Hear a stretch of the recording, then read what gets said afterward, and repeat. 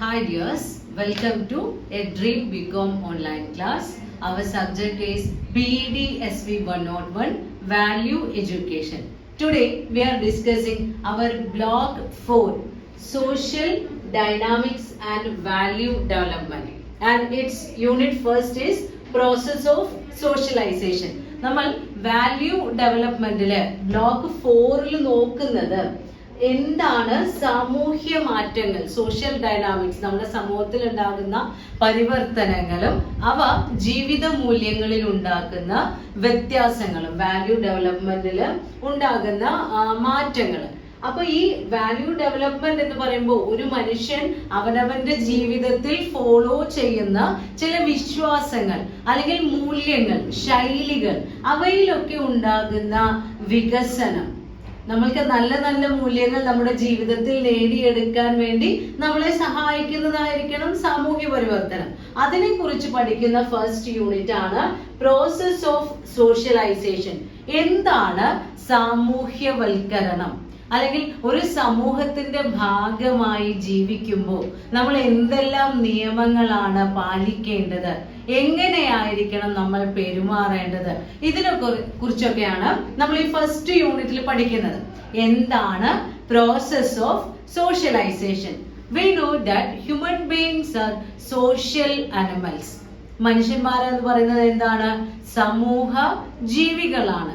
They are hating or they are keeping away from isolation. സാധാരണ രീതിയിൽ സമൂഹമായി ജീവിക്കാൻ മാത്രം ഇഷ്ടപ്പെടുന്ന, ഏകാന്തത ഇഷ്ടപ്പെടാത്ത ഒരു കൂട്ടം ജീവികളാണ് നമ്മൾ മനുഷ്യന്മാരെ എന്ന് പറയുന്നത്. അപ്പൊ ഒരു കുട്ടി ജനിച്ചു വീഴുന്ന സമയത്ത് ആ കുട്ടി they are ignorant about anything. ഒന്നിനെ കുറിച്ചും എന്ത് ചെയ്യില്ല, അറിയില്ല.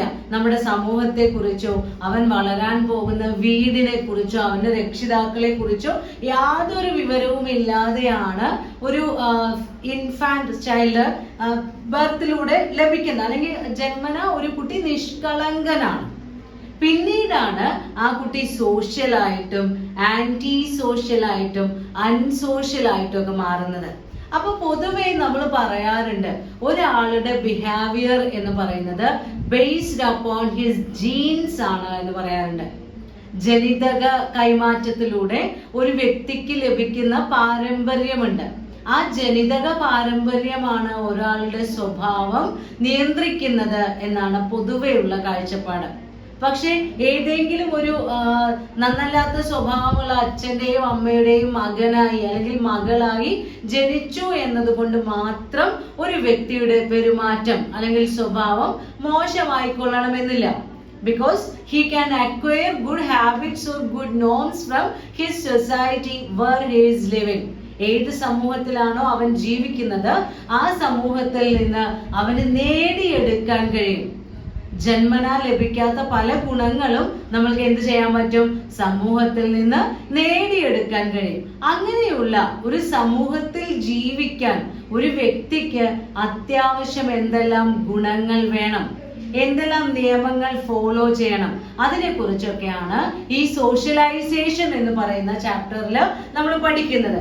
അപ്പൊ ദ വേ വി ബിഹേവ്, ഏത് രീതിയിലാണ് നമ്മൾ പെരുമാറുന്നത്, ബിഹേവ് ചെയ്യുന്നത്, മറ്റുള്ളവരോട് എങ്ങനെയാണ് ഇടപഴകുന്നത് അല്ലെങ്കിൽ എങ്ങനെയാണ് പെരുമാറുന്നത്, അത് നമ്മുടെ സോഷ്യലൈസേഷന്റെ റിസൾട്ട് ആണ്. നമ്മുടെ സമൂഹത്തിൽ ജീവിക്കാൻ വേണ്ടി നമ്മൾ ഫോളോ ചെയ്യുന്ന ചില റൂൾസ് ആണ് ഈ സോഷ്യലൈസേഷനിൽ വരുന്നത്. അപ്പോൾ ഒരു സമൂഹത്തിന്റെ ഭാഗമായി ജീവിക്കുന്ന സമയത്ത് ഒരു വ്യക്തി എങ്ങനെയാണ് പെരുമാറുന്നത്, അത് അദ്ദേഹത്തിന്റെ ജീനുകളെയും അദ്ദേഹം നേടിയെടുക്കുന്ന മൂല്യങ്ങളെയും ആശ്രയിച്ചിരിക്കും. അപ്പൊ സോഷ്യലൈസേഷൻ എന്ന് പറഞ്ഞു കഴിഞ്ഞാൽ learning to become a member of the society. ഒരു സമൂഹത്തിലെ അംഗമാവാൻ വേണ്ടി നമ്മൾ എന്തെല്ലാം പഠിക്കണം, എന്തെല്ലാം പഠിക്കുന്നു, അതാണ് സാമൂഹ്യവൽക്കരണത്തിൽ വരുന്നത്. അപ്പൊ by means of socialisation we are becoming a part of our society. നമ്മുടെ സമൂഹത്തിന്റെ ഒരു ഭാഗമായി നമ്മൾ മാറുന്നതിന് വേണ്ടിയാണ് ഈ സോഷ്യലൈസേഷൻ നമ്മളെ സഹായിക്കുന്നത്. അല്ലെങ്കിൽ സോഷ്യലൈസേഷൻ ആണ് നമ്മളെ ഒരു സമൂഹത്തിന്റെ ഭാഗമാക്കി മാറ്റുന്നത്. So it include belief, traits, norms etcetera followed by an individual. ഒരു വ്യക്തി സമൂഹത്തിൽ പിന്തുടരുന്ന സ്വഭാവങ്ങൾ, ശീലങ്ങൾ, ഗുണങ്ങൾ, ശൈലികൾ, വിശ്വാസങ്ങൾ, മൂല്യങ്ങൾ ഇവയെല്ലാം ഈ സോഷ്യലൈസേഷന്റെ ഭാഗമാണ്. അപ്പൊ സമൂഹത്തിന്റെ ഭാഗമാവാൻ വേണ്ടി എന്തെല്ലാം ഗുണങ്ങളാണോ, ശൈലികളാണോ, വിശ്വാസങ്ങളാണോ, മൂല്യങ്ങളാണോ ഒരു വ്യക്തി ഫോളോ ചെയ്യുന്നത്, അവയെല്ലാം സോഷ്യലൈസേഷന്റെ ഭാഗമായി വരുന്നു. So it starts with the birth of a child and ends with death of that individual. ഒരു കുട്ടിയുടെ ജനനം മുതൽക്ക് ഈ സോഷ്യലൈസേഷൻ എന്ന് പറയുന്ന പ്രോസസ് തുടങ്ങുന്നുണ്ട്. എപ്പോഴേ അത് അവസാനിക്കുന്നുള്ളൂ? ആ വ്യക്തി മരിച്ചു പോകുന്ന സമയത്ത് മാത്രമാണ് അവരുടെ ഈ സോഷ്യലൈസേഷൻ അവസാനിച്ചു പോകുന്നത്. ലാസ്റ്റ് മൊമെന്റിൽ വരെ നമ്മൾ മറ്റുള്ളവരോട് എങ്ങനെ ബിഹേവ് ചെയ്തു എന്നുള്ളത് നമ്മുടെ സോഷ്യലൈസേഷന്റെ ഭാഗമാണ്. അപ്പൊ നമ്മുടെ ചിന്തകൾ, പ്രവൃത്തികൾ ഇവയെല്ലാം സോഷ്യലൈസേഷനെ അടിസ്ഥാനമാക്കിയിരിക്കുന്നു. അപ്പൊ നമ്മൾ പറഞ്ഞു, ഈ കുട്ടികള് ജനിക്കുന്ന സമയത്ത് അവര് വളരെ നിഷ്കളങ്കരാണ്. അവർക്ക് യാതൊന്നിനെ കുറിച്ചും യാതൊരു ബോധവും ഇല്ലാതെയാണ് അവർ ജനിച്ചു വരുന്നത്. പിന്നെ എങ്ങനെ അവർ ഓരോ കാര്യങ്ങൾ പഠിക്കുന്നത്? They are learning through imitation, അനുകരണത്തിലൂടെയാണ്. അവരുടെ അമ്മ എന്ത് ചെയ്യുന്നു, അല്ലെങ്കിൽ അച്ഛൻ എന്ത് ചെയ്യുന്നു, അവരുമായി ഇടപഴകുന്ന, ദിവസവും ഇന്ററാക്ട് ചെയ്യുന്ന വ്യക്തികൾ എങ്ങനെ ബിഹേവ് ചെയ്യുന്നു എന്നുള്ളത് നോക്കി അതിന്റെ കാർബൺ കോപ്പി പോലെ അവ അനുകരിച്ചാണ് കുട്ടികൾ വളർന്നു വരുന്നത്. അതുകൊണ്ടാണ് പലപ്പോഴും ഭാഷ, ഏത് നാട്ടിലാണോ നമ്മൾ ജനിക്കുന്നത് ആ നാട്ടിലെ ഭാഷ പഠിക്കാതെ തന്നെ നമ്മൾ പഠിക്കുന്നു. നമ്മളെ അത് ആരും പഠിപ്പിച്ചു തരുമൊന്നും വേണ്ട, ഓട്ടോമാറ്റിക്കലി നമ്മൾ അത് പഠിച്ചിട്ടുണ്ടായിരിക്കും. ഇപ്പൊ ഒരു 2 വയസ്സായ കുട്ടി കേരളത്തിൽ ജനിച്ച കുട്ടിയാണെങ്കിൽ ആ കുട്ടിയെ മലയാളം ആരും പഠിപ്പിക്കണ്ട. കാരണം ആ കുട്ടിയുടെ വീട്ടിൽ കേൾക്കുന്നത് അല്ലെങ്കിൽ ആ കുട്ടിയോട് മറ്റുള്ളവർ സംസാരിക്കുന്നത് മലയാളത്തിലാണ്. അതേപോലെ ലണ്ടനിലോ UK-യിലോ ഒക്കെ ജനിച്ച കുട്ടിയാണെങ്കിൽ ആ കുട്ടി കേൾക്കുന്നത്, ജനിച്ചു വീഴുന്നത് മുതൽ കേൾക്കുന്നത് ഇംഗ്ലീഷാണ്. അപ്പൊ ആ കുട്ടിയെ ഇംഗ്ലീഷ് ആരും പ്രത്യേകം ഗ്രാമറോ ഉപയോഗങ്ങളോ ഒന്നും പഠിപ്പിക്കേണ്ട ആവശ്യമില്ല. അപ്പൊ ഈ നമ്മുടെ ചിൽഡ്രൻ എന്ന് പറയുന്ന സമൂഹം അനുകരണത്തിലൂടെയാണ് അവരുടെ ആദ്യത്തെ സ്റ്റേജ് പിന്തുടരുന്നത്. പിന്നീട് അവർക്ക് ഔപചാരികമായിട്ടുള്ള വിദ്യാഭ്യാസം ലഭിക്കുമ്പോൾ ഒരുപാട് ഗുണങ്ങൾ അവർക്ക് നേടിയെടുക്കാൻ കഴിയും. അപ്പൊ അവിടെ അവര് അനുകരിക്കുകയല്ല ചെയ്യുന്നത്, അനുസരിക്കുകയാണ് ചെയ്യുന്നത്. അപ്പൊ ഇമിറ്റേഷൻ ഉണ്ട്, ഒബ്സർവേഷൻ ഉണ്ട്, അതുപോലെ തന്നെ ഒബേയിങ് ഉണ്ട്. അതിലൂടെ എല്ലാമാണ് ഒരു കുട്ടി ഒരു ഇൻഡിവിജ്വൽ ആയി മാറുന്ന സമയത്തേക്ക് ആവശ്യമുള്ള ഗുണങ്ങൾ നേടിയെടുക്കുന്നത്. അപ്പോൾ അനുകരണത്തിലൂടെ ഒരു ചൈൽഡ് അവന്റെ ബേസിക് ബിഹേവിയർ സെറ്റ് ചെയ്യുന്നു. ഇങ്ങനെയുള്ള ജനിച്ച ഗുണത്തിലൂടെ ലഭിക്കുന്ന ജീനുകൾ പ്രദാനം ചെയ്യുന്ന സ്വഭാവ ശീലങ്ങളും സോഷ്യലൈസേഷനിലൂടെ നേടിയെടുക്കുന്ന ഹാബിറ്റുകളും അല്ലെങ്കിൽ മൂല്യങ്ങളും ഇവയെല്ലാം ചേർന്നാണ് ഒരു വ്യക്തിയെ സോഷ്യൽ ആണോ, ആന്റി സോഷ്യൽ ആണോ, അൺസോഷ്യൽ ആണോ എന്നൊക്കെ തീരുമാനിക്കപ്പെടുന്നത്. അപ്പൊ നമ്മുടെ സ്വഭാവത്തെ മറ്റുള്ളവരാണ് വിലയിരുത്തുന്നത്, നമ്മളല്ല. ഏതൊരു വ്യക്തിക്ക് അവനവന്റെ സ്വഭാവമായിരിക്കും ദ ബെസ്റ്റ്. ഏറ്റവും നല്ല സ്വഭാവം എന്റെയാണ് എന്നാണ് ഓരോ വ്യക്തിയും വിശ്വസിക്കുന്നുണ്ടാവുക. കാരണം നമ്മൾ നടത്തുന്ന ഓരോ പ്രകടനങ്ങളും അല്ലെങ്കിൽ നമ്മളുടെ ഓരോ പെരുമാറ്റത്തിനും നമ്മൾക്കൊരു കാരണം ഉണ്ടാവും. ഇന്നത്തെ ദിവസം ഞാൻ ദേഷ്യപ്പെടുന്നുണ്ടെങ്കിൽ എനിക്ക് എന്റേതായ കാരണം ഉണ്ടാവും. നന്നായി എല്ലാവരോടും ചിരിച്ച് സംസാരിക്കുന്നുണ്ടെങ്കിൽ അതിനും ഒരു റീസൺ ഉണ്ടാവും. അപ്പൊ ഓരോ വ്യക്തിക്കും അവനവന്റെ ബിഹേവിയർ എല്ലായ്പ്പോഴും ജസ്റ്റിഫയബിൾ ആയിരിക്കും, ന്യായീകരിക്കപ്പെടുന്നതായിരിക്കും. സോഷ്യലൈസേഷന്റെ സെക്കൻഡ് സ്റ്റേജ് ആണ് adult socialisation. We know that socialization begins from birth of an individual and ends with death of that individual. അപ്പോൾ നമ്മളുടെ ജനനം മുതൽ മരണം വരെ നമ്മൾ സാമൂഹ്യവൽക്കരിക്കപ്പെട്ടുകൊണ്ടിരിക്കുകയാണ്. അപ്പൊ ഈ ട്രേറ്റ്സ് എന്ന് പറയുന്നത് നമ്മൾ നേടിയെടുക്കുന്ന പോസിറ്റീവ് ട്രേറ്റ്സ് ആണെങ്കിലും ഹാബിറ്റ്സ് ആണെങ്കിലും ബിലീവ്സ് ആണെങ്കിലും അതൊരിക്കലും സ്ഥിരമായി നിലനിൽക്കുന്നില്ല. സോഷ്യലൈസേഷനിൽ മറ്റുള്ളവരാണ് നമ്മുടെ ഹാബിറ്റ്സിനെ വിലയിരുത്തുന്നത് നമ്മൾ പറഞ്ഞു. ചില ഗുണങ്ങൾ അപ്രീഷിയേറ്റ് ചെയ്യപ്പെടുന്നതായിരിക്കാം, ചിലത് ക്രിട്ടിസൈസ് ചെയ്യപ്പെടുന്നതായിരിക്കാം. അപ്പോൾ ഒരു സമൂഹത്തിൽ എല്ലാവരും ആക്സെപ്റ്റ് ചെയ്യുന്ന സ്വഭാവ രീതികൾ എന്ന് പറയുന്നത് ഒരിക്കലും സ്റ്റേബിൾ അല്ല. ഇറ്റ് കീപ്സ് ചേഞ്ചിങ്, അത് മാറിക്കൊണ്ടേയിരിക്കും. അപ്പൊ ഈ മാറുന്ന സാഹചര്യത്തിനനുസരിച്ച് നമ്മളുടെ സോഷ്യലൈസേഷൻ പ്രോസസ്സും മുന്നോട്ട് പോയിക്കൊണ്ടേയിരിക്കും. ഓരോ സാഹചര്യത്തിൽ ഇപ്പോൾ ഒരു കോളേജിൽ പഠിക്കുന്ന ഒരു കുട്ടി, ആ കുട്ടി പ്രകടിപ്പിക്കേണ്ട ബിഹേവിയേഴ്സ് ആയിരിക്കില്ല ഒരു സ്ഥാപനത്തിൽ നമ്മൾ ജോലി ചെയ്യുന്ന സമയത്ത് ചെയ്യേണ്ടത്. ആ സ്ഥാപനത്തിൽ ജോലി ചെയ്യുമ്പോൾ നമ്മൾ കാണിക്കുന്ന സ്വഭാവ രീതികളല്ല നമ്മളുടെ കുടുംബത്തിൽ എത്തിയാൽ നമ്മൾ ചെയ്യേണ്ടി വരുന്നത്. അപ്പോൾ ഓരോ സ്റ്റേജസിലും ബിഹേവിയറില് നമ്മൾ പ്രകടമാക്കേണ്ട ഗുണങ്ങളില് വ്യത്യാസമുണ്ട്. അപ്പൊ അഡൾട്ട് സോഷ്യലൈസേഷൻ എന്ന് പറയുന്നത് ഒരു ഇൻഡിവിജ്വൽ ആയി മാറുന്ന സമയത്ത്, ഒരു കുട്ടിയിൽ നിന്നും അഡൾട്ട് സ്റ്റേജിലേക്ക് മാറുന്ന സമയത്ത് ഒരു വ്യക്തി സ്വീകരിക്കേണ്ട ചില മാറ്റങ്ങളുണ്ട്. അദ്ദേഹത്തിന്റെ സ്വഭാവത്തിലാണെങ്കിലും പെരുമാറ്റ രീതികളിലാണെങ്കിലും നേടിയെടുക്കേണ്ട കുറെ ഗുണങ്ങളുണ്ട്. അവ നേടിയെടുക്കുന്ന സ്റ്റേജാണ് അഡൾട്ട് സോഷ്യലൈസേഷൻ. അഡൾട്ട് സോഷ്യലൈസേഷന്റെ പാരാമീറ്റേഴ്സിൽ വരുന്നത് മാരേജ്, ഓൾഡ് ഏജ്, അങ്ങനെയുള്ള സ്റ്റേജുകളൊക്കെയാണ്. അപ്പൊ ഫസ്റ്റ് സ്റ്റേജ് ആണ് മാരേജ്. ഒരു സിംഗിൾ ആയിട്ടുള്ള വ്യക്തി ഒരു കുടുംബസ്ഥനായി മാറുന്ന സ്റ്റേജാണ് മാരേജ് എന്ന് പറയുന്നത്. ഒരു ഫീമെയിലും ഒരു മെയിലും, അല്ലെങ്കിൽ രണ്ട് സിംഗിൾ ആയിട്ടുള്ള വ്യക്തികൾ യുണൈറ്റ് ചെയ്യുന്നു. എന്തിനു വേണ്ടി? ഒരു കുടുംബം, ഒരു ഫാമിലി എന്ന കൺസെപ്റ്റ് ഉണ്ടാക്കുവാൻ വേണ്ടി. കാരണം നമ്മുടെ തലമുറ ഇനിയും നിലനിൽക്കണം, അതിന് അന്തസ്സുള്ള രീതിയിൽ നമ്മൾക്കൊരു പിന്തുടർച്ച വേണം എന്നുള്ള വിശ്വാസത്തിലൂടെ ഒരു പുരുഷനും സ്ത്രീയും പരസ്പരം വിവാഹം കഴിക്കുന്നു. അപ്പൊ ആ മാരേജ് എന്ന് പറയുന്നത് ഒരു വ്യക്തിയുടെ ജീവിതത്തിൽ ഉണ്ടാകുന്ന ഒരു ടേണിംഗ് പോയിന്റ് ആണ്. അതുവരെ നമ്മൾ ജീവിച്ചിരുന്ന രീതികളിലെല്ലാം ഒരുപാട് വ്യത്യാസങ്ങൾ ഈ ഒരു മാരേജ് എന്ന് പറയുന്ന ഇൻസിഡന്റ് നമ്മുടെ ജീവിതത്തിൽ ഉണ്ടാകുന്നതോടുകൂടി നമ്മൾക്ക് ഒരുപാട് മാറ്റങ്ങൾ ആക്സെപ്റ്റ് ചെയ്യേണ്ടതായി വരുന്നു. മനഃപൂർവമായിട്ടാണെങ്കിലും അല്ലെങ്കിലും നമ്മൾ ഒരുപാട് ശീലങ്ങളൊക്കെ വ്യത്യാസപ്പെടുത്തേണ്ടതായി വരും. Because we are getting new role and responsibility. അപ്പൊ ഈ മാരേജിലൂടെ ഒരു വ്യക്തിക്ക് ഒരുപാട് പുതിയ പുതിയ ബാധ്യതകൾ അല്ലെങ്കിൽ പുതിയൊരു സ്റ്റാറ്റസ് ലഭിക്കുകയാണ് നമ്മൾക്ക്. അപ്പോ ആ വിവാഹിതനായ ഒരു വ്യക്തി അതുവരെ ഫോളോ ചെയ്തിരുന്ന പല സ്വഭാവ രീതികളും എന്ത് ചെയ്യേണ്ടി വരും? മാറ്റേണ്ടി വരും. കാരണം ഒരു കുടുംബമാണ് ഒരു സമൂഹത്തിന്റെ ഏറ്റവും അടിസ്ഥാന യൂണിറ്റ് എന്ന് നമ്മൾ പഠിച്ചു കഴിഞ്ഞു. അപ്പൊ ആ ഒരു കുടുംബം സൃഷ്ടിക്കപ്പെടുന്നത് ഒരു വിവാഹത്തിലൂടെയാണ്. വിവാഹം കഴിഞ്ഞ് അവർക്ക് മക്കൾ ഉണ്ടാകുന്ന സമയത്ത് അവർ പാരന്റ്സ് ആവുന്നു. അവരുടെ ഫാമിലിയിലെ മെമ്പേഴ്സിന്റെ എണ്ണം കൂടുന്നു. ആ മെമ്പേഴ്സിനെ എല്ലാം നമ്മൾക്ക് ശ്രദ്ധിക്കേണ്ടതായി വരുന്നു.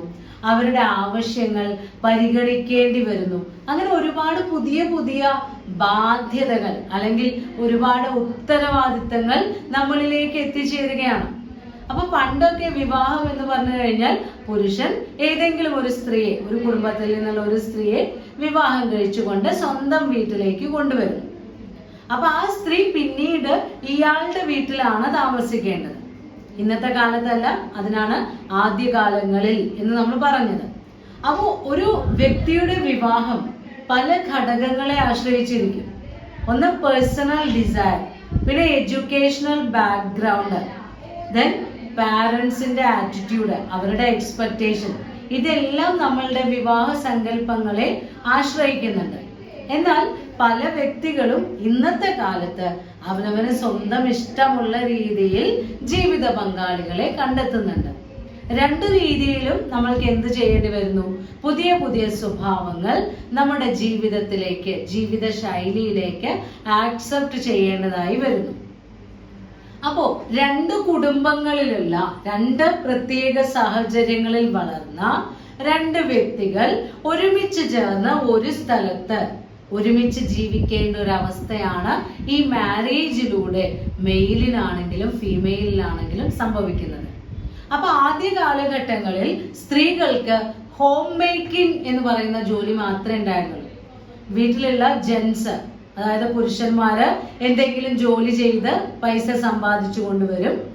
ആ പൈസ എടുത്ത് അവനവന്റെ കുടുംബത്തിലെ കാര്യങ്ങൾ നല്ല രീതിയിൽ മാനേജ് ചെയ്യാം, കുട്ടികളുടെ കാര്യങ്ങളൊക്കെ നോക്കുക, വീടൊക്കെ വൃത്തിയായി സംരക്ഷിക്കുക, കുടുംബ ബന്ധങ്ങളൊക്കെ നല്ല രീതിയിൽ നിലനിർത്തുക, അങ്ങനെയുള്ള ഉത്തരവാദിത്തങ്ങളൊക്കെ പണ്ട് സ്ത്രീകൾക്കുണ്ടായിരുന്നുള്ളൂ.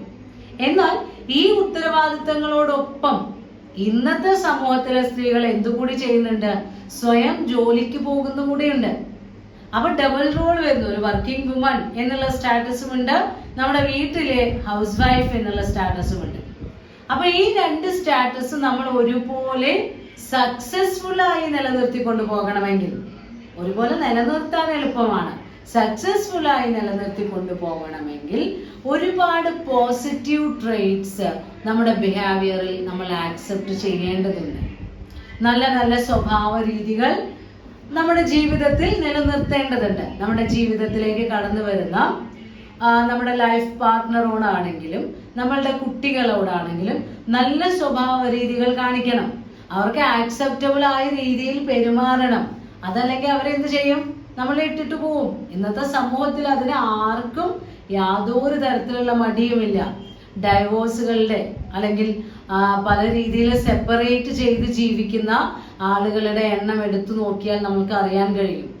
പരസ്പരം അഡ്ജസ്റ്റ് ചെയ്തു പോകാൻ കഴിയാതെ, അഡ്ജസ്റ്റ് എന്നുള്ള വാക്കല്ല, പരസ്പരം കോപ്പറേറ്റ് ചെയ്ത് ജീവിക്കാൻ കഴിയാത്ത പല ലൈഫ് പാർട്ട്നേഴ്സും അവരുടെ ജീവിതം വളരെ തുടക്കത്തിൽ വെച്ച് തന്നെ രണ്ടും രണ്ടായി മാറുന്നത് ഇന്നത്തെ സമൂഹത്തിൽ ഒരു നിത്യകാഴ്ചയാണ് എന്ന് തന്നെ നമ്മൾക്ക് പറയാം. അപ്പൊ ഒരു ഫാമിലി നല്ല രീതിയിൽ മുന്നോട്ട് കൊണ്ടുപോകണമെങ്കിൽ ആ ഫാമിലിയിലെ എല്ലാ മെമ്പേഴ്സിനും ഗുഡ് സോഷ്യലൈസേഷൻ വേണം. ഒരു ഹാപ്പി മാരേജ് എന്ന് പറയുന്നത് ഗുഡ് സോഷ്യലൈസേഷന്റെ റിസൾട്ട് ആണ് എന്ന് നമുക്ക് പറയാൻ കഴിയും. കാരണം ഭരിക്കേണ്ട സ്ഥലത്ത് ഭരിക്കുക, അനുസരിക്കേണ്ട സ്ഥലത്ത് അനുസരിക്കുക, ശാസിക്കേണ്ട സമയത്ത് ശാസിക്കുക, അങ്ങനെ എല്ലാവരും പരസ്പരം സഹകരണത്തോടുകൂടി ഒരേപോലെ പ്രവർത്തിച്ചാൽ മാത്രമേ നമ്മൾക്ക് എന്ത് നിലനിർത്തി കൊണ്ടുപോകാൻ പറ്റുള്ളൂ? ഒരു സന്തുഷ്ടകരമായിട്ടുള്ള മാരേജ് ലൈഫ് നയിക്കുവാൻ സ്ത്രീകൾക്കാണെങ്കിലും പുരുഷന്മാർക്കാണെങ്കിലും കഴിയും. അവിടെയും നമ്മുടെ എന്ത് വേണം? സോഷ്യലൈസേഷൻ വേണം. കാരണം ഒരു സമൂഹത്തിന്റെ മിനി പിക്ചറാണ് ഒരു ഫാമിലി. ഒരു ഫാമിലിയിൽ പല സ്വഭാവമുള്ള ആൾക്കാരുണ്ടാവും, സമൂഹത്തിലെ പോലെ തന്നെ. അപ്പൊ അവരെല്ലാവരുമായിട്ട് നമ്മൾക്ക് ഇണങ്ങി കഴിയണമെങ്കിൽ നമ്മൾക്ക് അതിനുള്ള ക്വാളിറ്റീസ് നമ്മുടെ ബിഹേവിയറിൽ വേണം, അല്ലെങ്കിൽ പോസിറ്റീവ് ട്രെയ്റ്റ്സ് അക്വയർ ചെയ്തിട്ടുണ്ടായിരിക്കണം. അപ്പൊ മാരേജ് ഒരു അഡൾട്ട് സോഷ്യലൈസേഷൻ പാരാമീറ്റർ ആണ്. അഡൾട്ട് സോഷ്യലൈസേഷന്റെ പാരാമീറ്റേഴ്സ് ആയിട്ട് വരുന്ന വേറെ രണ്ട് ഘടകങ്ങളാണ്. ഒന്ന് പാരന്റ്ഹുഡും, മൂന്ന് ഓൾഡ് ഏജും. ഫസ്റ്റ് നമ്മൾ പറഞ്ഞു മാരേജ് സോഷ്യലൈസേഷൻ, ഒരു ഇൻഡിവിജ്വലിന്റെ ലൈഫിൽ ഉണ്ടാകുന്ന ഒരു ഫസ്റ്റ് ചേഞ്ചിങ് പോയിന്റ് ആണ് മാരേജ്. ആ മാരേജ് കഴിഞ്ഞ് ഹണിമൂൺ എൻഡ് ചെയ്യുന്ന സമയത്തുണ്ടാകുന്ന പുതിയൊരു സ്റ്റേജ് ആണ് പാരന്റ്ഹുഡ്. രക്ഷാകർത്താക്കളായി മാറുന്നു. നവദമ്പതികളായ ആളുകൾ, അവർക്ക് കുട്ടികൾ ഉണ്ടാകുന്നതോടുകൂടി പാരന്റ്സ്ഹുഡ് എന്ന് പറയുന്ന ആ ഒരു സ്റ്റേജിലേക്ക് മാറുന്നു. അപ്പൊ അതുവരെയുള്ള ലൈഫ് സ്റ്റൈൽ എല്ലാം മാറും. നമ്മളുടെ സ്വഭാവ രീതികൾ മാറും. നമ്മുടെ ഉറക്കത്തിന്റെ സമയത്തിൽ പോലും വ്യത്യാസങ്ങൾ വരും. പല പിടിവാശികളും ഉപേക്ഷിക്കേണ്ടതായി വരും. പലർക്കും ആ ഒരു സമയത്ത് ഇന്നത്തെ സമൂഹത്തിൽ ഒരുപാട് സ്ത്രീകൾ ഡിപ്രഷൻ സ്റ്റേജിലേക്ക് വരെ പോകാറുണ്ട്.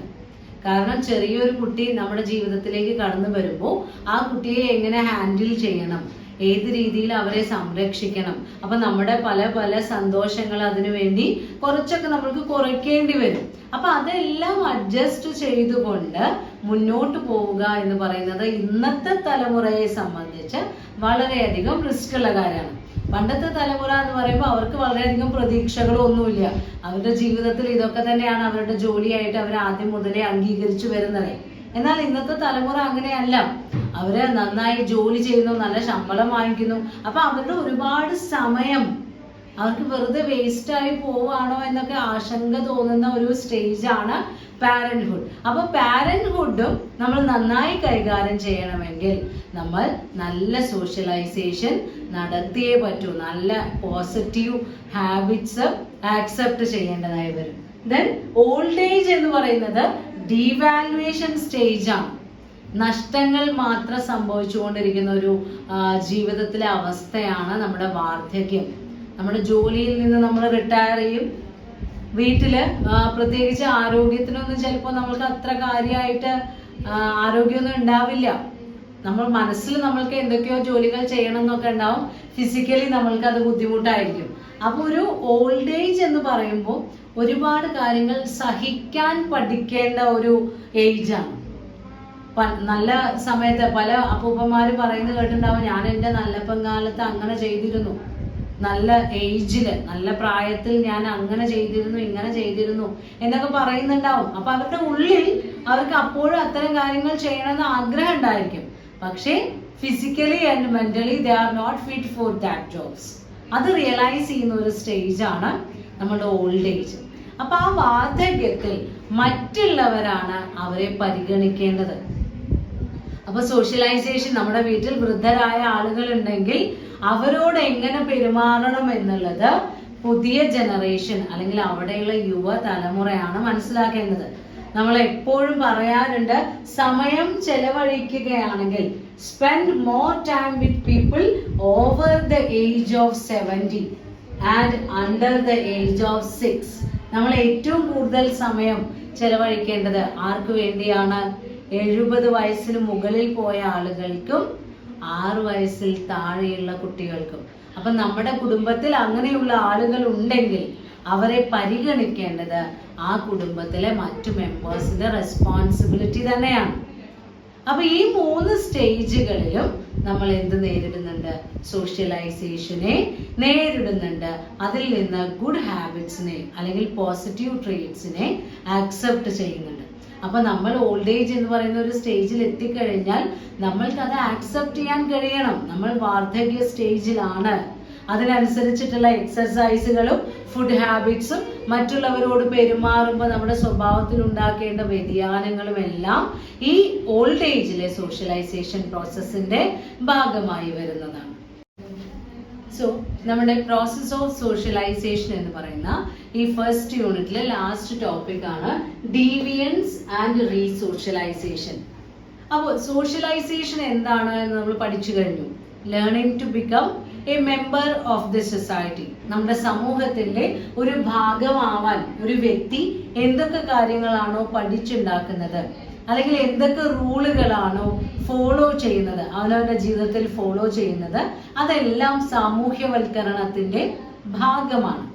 അപ്പൊ നമ്മുടെ സമൂഹത്തിലുള്ള എല്ലാ വ്യക്തികളും ഇതെന്താണ് എന്ന് മനസ്സിലാക്കി എല്ലാവരും ഗുഡ് ട്രേറ്റ്സ് അല്ലെങ്കിൽ പോസിറ്റീവ് ട്രേറ്റ്സ് ആക്സെപ്റ്റ് ചെയ്ത് കഴിഞ്ഞാൽ നമ്മുടെ സമൂഹം എങ്ങനെയായി മാറും?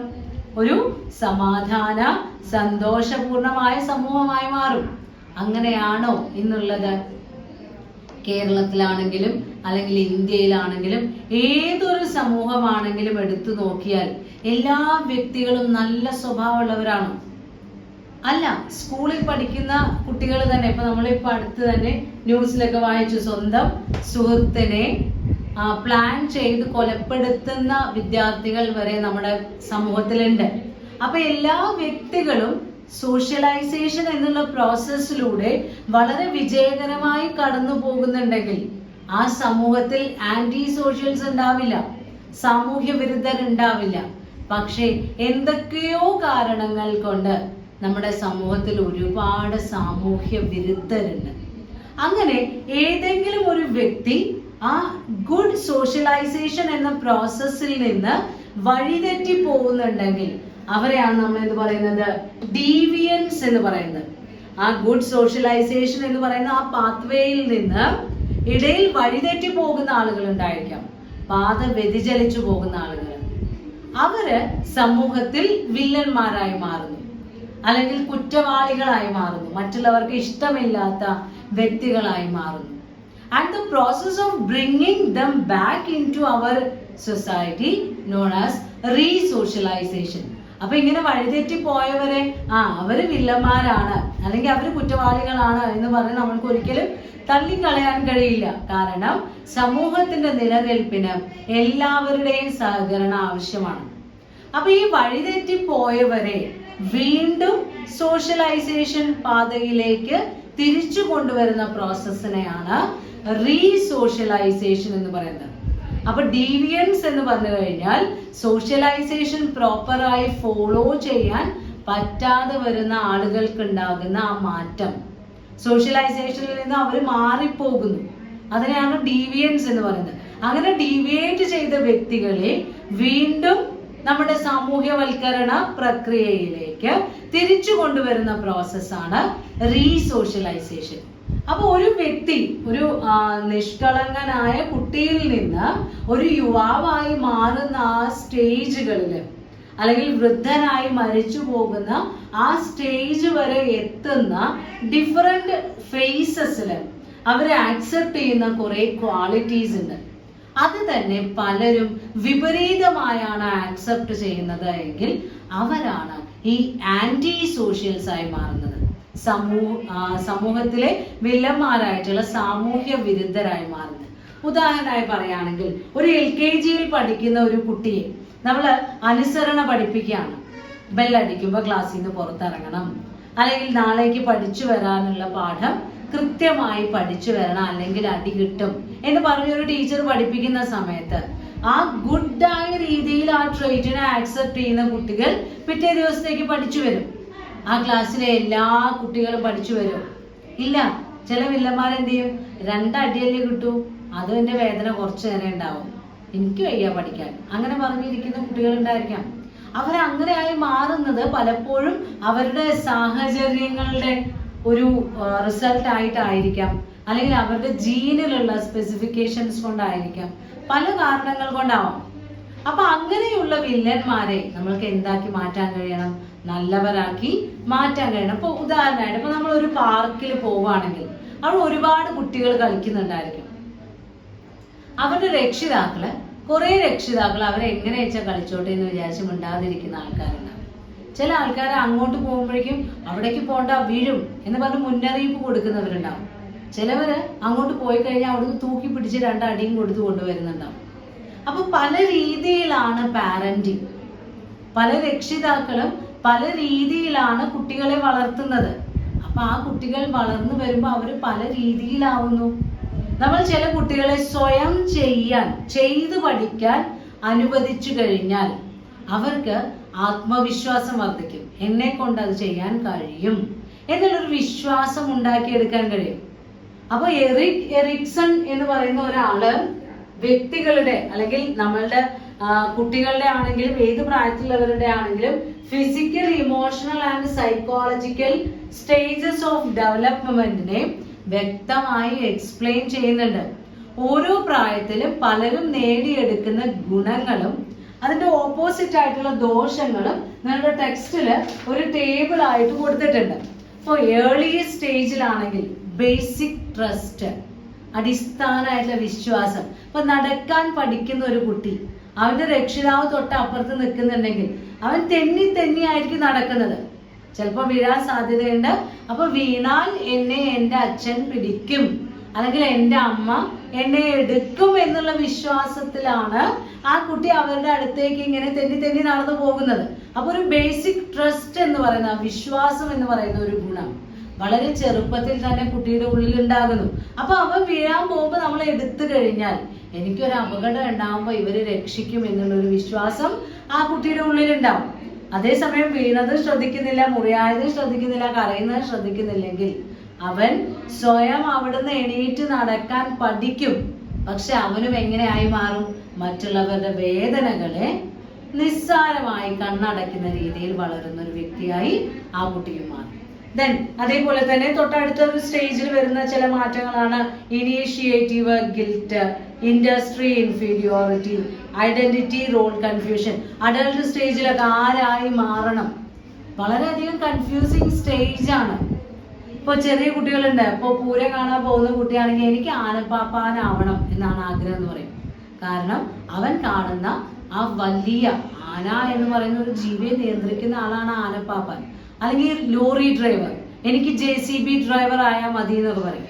പക്ഷെ അവൻ വളർന്നു വരുന്നതിനനുസരിച്ച് ആ റോളുകളെ വിശകലനം ചെയ്യുമ്പോഴാണ് ഏതാണ് എനിക്ക് വേണ്ട ബെസ്റ്റ് റോൾ എന്ന് അവന് തീരുമാനിക്കാൻ കഴിയുന്നത്. അപ്പോൾ പരസ്പരം പരിഗണനയോടുകൂടി നമ്മൾ സമൂഹത്തിലെ വ്യക്തികളെ ആക്സെപ്റ്റ് ചെയ്യണം. ഇപ്പൊ ഈ ഡീവിയൻസ് റീസോഷ്യലൈസേഷൻ ഒക്കെ വരുന്ന സമയത്ത് വളരെ ചെറുപ്പത്തിൽ തന്നെ കുട്ടികളെ നോ പറയേണ്ട സ്ഥലത്ത് നോ പറയാൻ പഠിപ്പിക്കണം. അവർക്ക് അതിനുള്ള ട്രെയിനിങ് കൊടുക്കണം. ഇപ്പൊ ഒരു കുട്ടിക്ക് ആ കുട്ടിയെ വേറൊരാൾ എടുക്കുമ്പോൾ എടുക്കണ്ട എന്ന് പറയാൻ രക്ഷിതാക്കൾ പഠിപ്പിച്ചിട്ടുണ്ടെങ്കിൽ പരിചയമില്ലാത്ത ഒരാൾ വന്ന് എടുക്കുമ്പോൾ ആ കുട്ടി നോ എന്ന് തന്നെ പറയും. അപ്പോൾ ഓരോ സ്റ്റേജിലും സോഷ്യലൈസേഷൻ ഓരോ തരത്തിലാണ് സംഭവിക്കുന്നത്. ആ സോഷ്യലൈസേഷനിൽ നിന്ന് പലപ്പോഴും പലരും വഴിതെറ്റി പോവാറുണ്ട്. അതാണ് ഡീവിയൻസ്. അങ്ങനെ വഴിതെറ്റിപ്പോയ ഡീവിയൻസിനെ നമ്മൾ എന്ത് ചെയ്യണം? തിരിച്ച് സോഷ്യലൈസേഷനിലേക്ക് തന്നെ കൊണ്ടുവരണം. ആ കൊണ്ടുവരുന്ന പ്രോസസ്സാണ് റീസോഷ്യലൈസേഷൻ. അതുകൊണ്ടാണ് നമ്മൾ നമ്മുടെ പല നിയമങ്ങളിലൂടെയും കുറ്റവാളികൾക്ക് നല്ലവരായി മാറാനുള്ള സാഹചര്യങ്ങൾ ഒരുക്കി കൊടുക്കുന്നത്. അവർക്ക് കൗൺസിലിംഗ് ആണെങ്കിൽ കൗൺസിലിംഗ് നൽകും, ശിക്ഷ വേണ്ടിടത്ത് ശിക്ഷ നൽകും, ദെൻ സഹായം വേണ്ടിടത്ത് സഹായം നൽകും.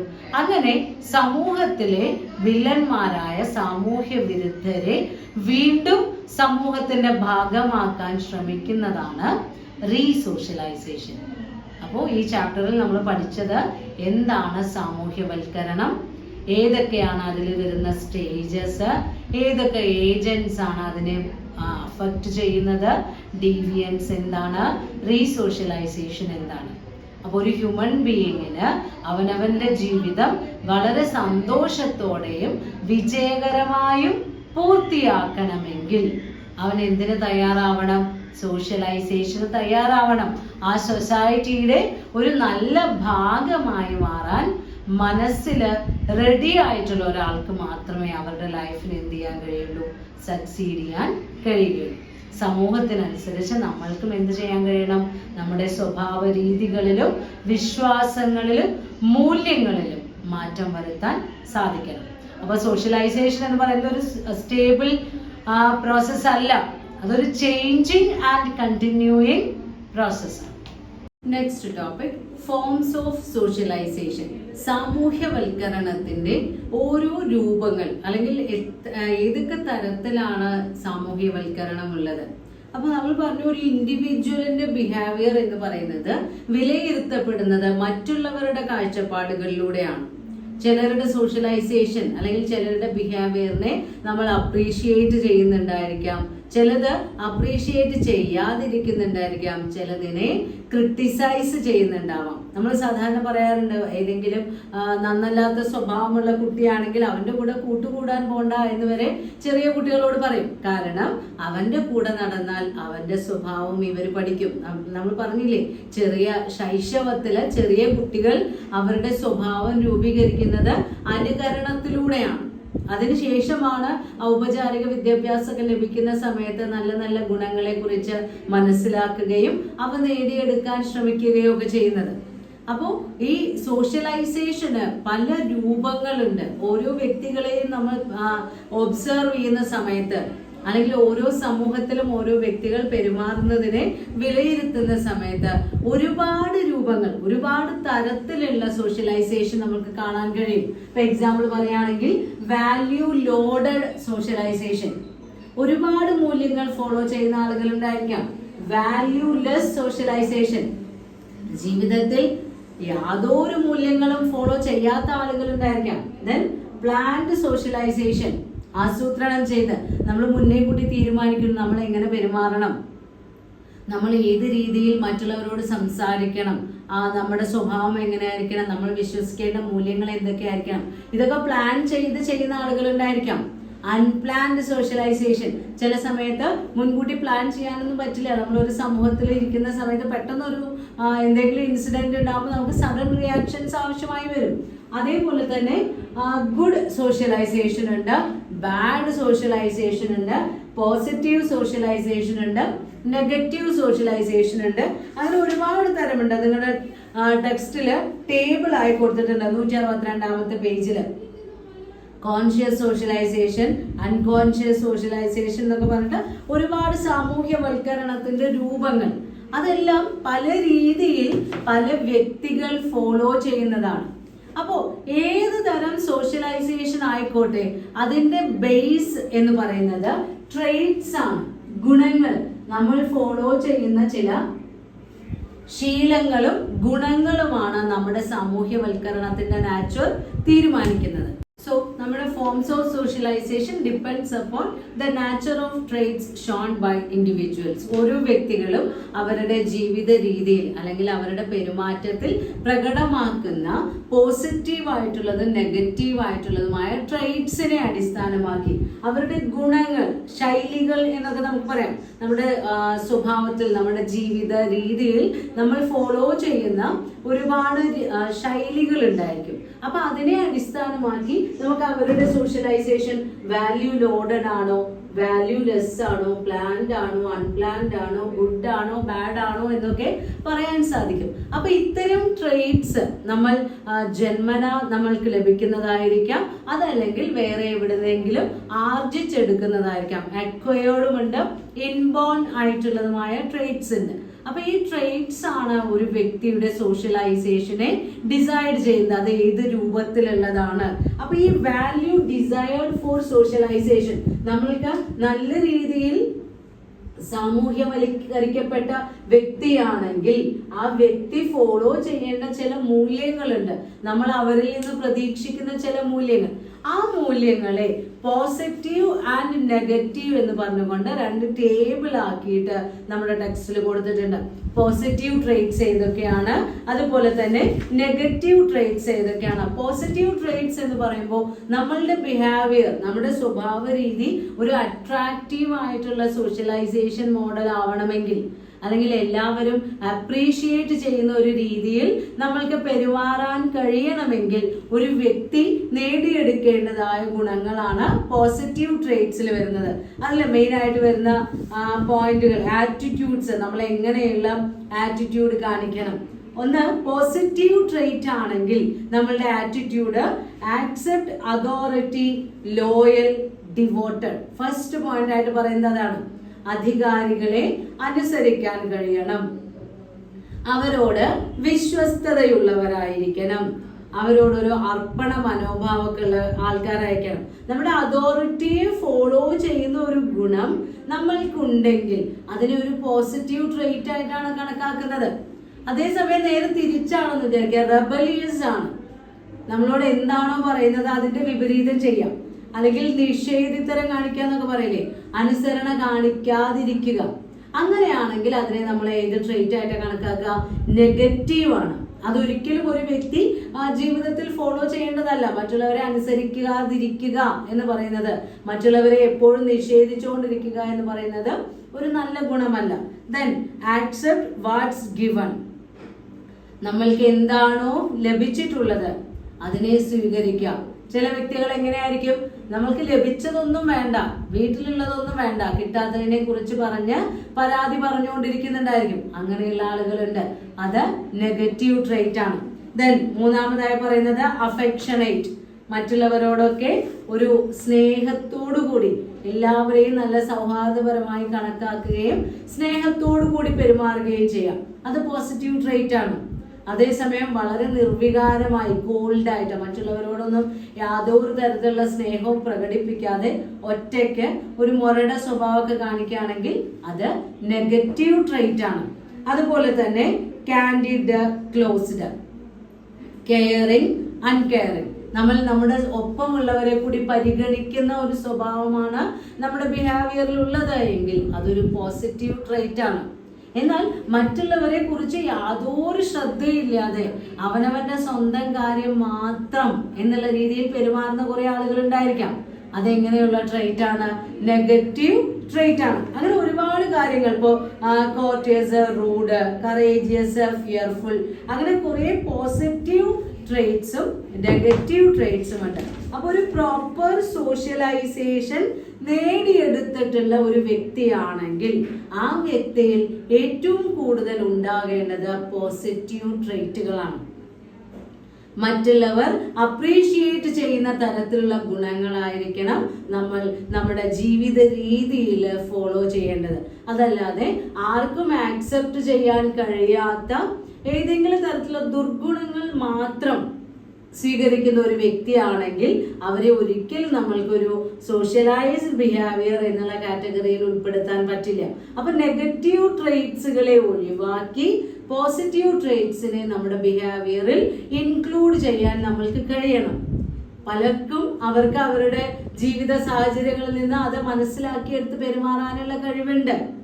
ഇനി അങ്ങനെ ഇല്ലെങ്കിൽ അതൊരു സബ്ജക്റ്റ് ആയി തന്നെ നമ്മൾക്ക് പഠിപ്പിച്ചു തരികയാണ് എങ്ങനെയാണ് നമ്മൾ സോഷ്യലി ബിഹേവ്ഡ് ആയി ജീവിക്കേണ്ടത്, സോഷ്യലൈസേഷൻ ഏത് രീതിയിൽ നമ്മുടെ ജീവിതത്തിൽ അപ്ലൈ ചെയ്യണം എന്നുള്ളത് നമ്മൾക്ക് ഈ വാല്യൂ എഡ്യൂക്കേഷൻ മൂല്യങ്ങളെ കുറിച്ച് പഠിക്കുന്ന ഈ വിഷയത്തിൽ നിങ്ങൾക്ക് ഒരു ചാപ്റ്റർ ആയിട്ട് തന്നെ നൽകിയിട്ടുണ്ട്. അപ്പൊ എന്ത് ചെയ്യണം? നമ്മുടെ സമൂഹത്തിലേക്ക് നമ്മൾ ഇറങ്ങുന്ന സമയത്ത് ഈ കാര്യങ്ങളെല്ലാം, ഈ പോസിറ്റീവ് ട്രേറ്റ്സിനെ കുറിച്ചും നെഗറ്റീവ് ട്രേറ്റ്സിനെ കുറിച്ചും എല്ലാം നമ്മൾക്ക് വ്യക്തമായ ഒരു ധാരണ വേണം. അതിനനുസരിച്ച് വേണം നമ്മൾ ജീവിക്കേണ്ടത്. അപ്പൊ the way to become a member of society, അതാണ് സോഷ്യലൈസേഷൻ. സമൂഹത്തിന്റെ ഒരു അംഗമായി മാറാൻ, ഒരു ഭാഗമായി മാറാൻ നമ്മൾ ഏത് രീതിയിൽ പോകണം, ഏത് പാത തിരഞ്ഞെടുക്കണം, അതാണ് സോഷ്യലൈസേഷനിലൂടെ നമ്മളെ പഠിപ്പിക്കുന്നത്. സോഷ്യലൈസേഷന്റെ ഭാഗമായി വരുന്ന പോസിറ്റീവ് ട്രേറ്റ്സും നെഗറ്റീവ് ട്രേറ്റ്സുമാണ് നമ്മൾ ഇതുവരെ നോക്കിയത്. ഇനി അതിൽ തന്നെ വരുന്ന മൂന്നാമത്തെ ഒരു കാറ്റഗറിയാണ് അൺഡിസൈറബിൾ ട്രേറ്റ്സ്.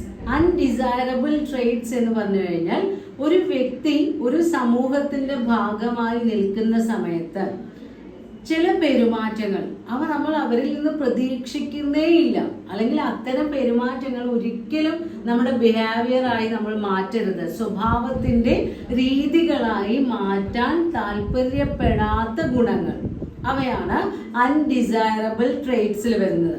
അപ്പോൾ ദേ ആർ നോട്ട് ലൈക്ക്ഡ് ആണ് ആ സ്വഭാവ രീതികൾ. അപ്പൊ അൺഡിസൈറബിൾ ട്രേറ്റ്സ് എന്ന് പറയുന്ന ആ കാറ്റഗറിയിൽ വരുന്ന സ്വഭാവ രീതികൾ ആർക്കും ഇഷ്ടപ്പെടാത്തതായിരിക്കും. നമ്മൾ പറഞ്ഞു, ഒരു വ്യക്തിയുടെ സോഷ്യലൈസേഷൻ വിലയിരുത്തുന്നത് ആ വ്യക്തിയല്ല, അവരെ കുറിച്ച് മറ്റുള്ളവരാണ് വിലയിരുത്തേണ്ടത്.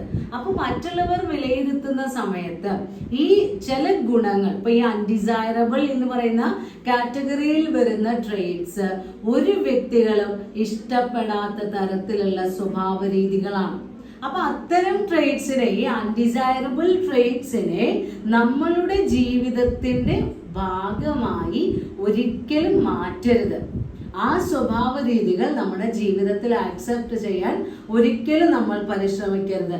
ഇപ്പോ ഒരു സാഹചര്യം വരുന്ന സമയത്ത് ഒരു വ്യക്തി ഏത് രീതിയിൽ പെരുമാറണം എന്ന് മറ്റുള്ളവർക്ക് ഒരു പ്രതീക്ഷ ഉണ്ടായിരിക്കും. ഒരു നോർമൽ ബിഹേവിയർ അല്ലെങ്കിൽ ഏറ്റവും നന്നായി പെരുമാറുന്ന ചില രീതികളൊക്കെ ഉണ്ടാവും. അവയൊന്നുമില്ലാതെ ഒരു അബാൻഡൺ ചെയ്ത രീതിയിൽ അല്ലെങ്കിൽ ഒരു അഡമന്റ് ആയ രീതിയിൽ ഒരു വ്യക്തി പെരുമാറുകയാണെങ്കിൽ ആ വ്യക്തി ഒരു നെഗറ്റീവ് ആറ്റിറ്റ്യൂഡാണ് ഫോളോ ചെയ്യുന്നത്. അത്തരത്തിലുള്ള നെഗറ്റീവ് ആറ്റിറ്റ്യൂഡ് എന്ന് പറയുന്നത് സോഷ്യലൈസേഷന്റെ ഒരു ഡിസൈറബിൾ ട്രേറ്റ് അല്ല. ഒരു സോഷ്യലൈസേഷൻ, സാമൂഹ്യവൽക്കരണം ഫോളോ ചെയ്യുന്ന ഒരു വ്യക്തിയിൽ നിന്ന് നമ്മൾ പ്രതീക്ഷിക്കുന്ന ഒരു സ്വഭാവം അല്ല അത്. അങ്ങനെയുള്ള സ്വഭാവങ്ങൾ എന്ന് പറയുന്നത് ഒന്ന് റെസിസ്റ്റൻസ്, വെറുതെ എതിർക്കുക, പ്രതിരോധിച്ചുകൊണ്ടിരിക്കുക, വെറുതെ നമ്മളോട്. അതേപോലെ തന്നെ ആക്സെപ്റ്റൻസ് ഓഫ് അതോറിറ്റി എന്ന് പറയുന്നത് ഡിസൈറബിൾ ആണ്. അതിന്റെ ഓപ്പോസിറ്റ് റെബലിയസ് ആയിട്ട് എന്താണോ നമ്മളോട് നമ്മുടെ അതോറിറ്റി പറയുന്നത് അതിനെല്ലാം വിപരീതമായി പ്രവർത്തിക്കാം, അല്ലെങ്കിൽ അവരെ അനുസരിക്കാതിരിക്കുക.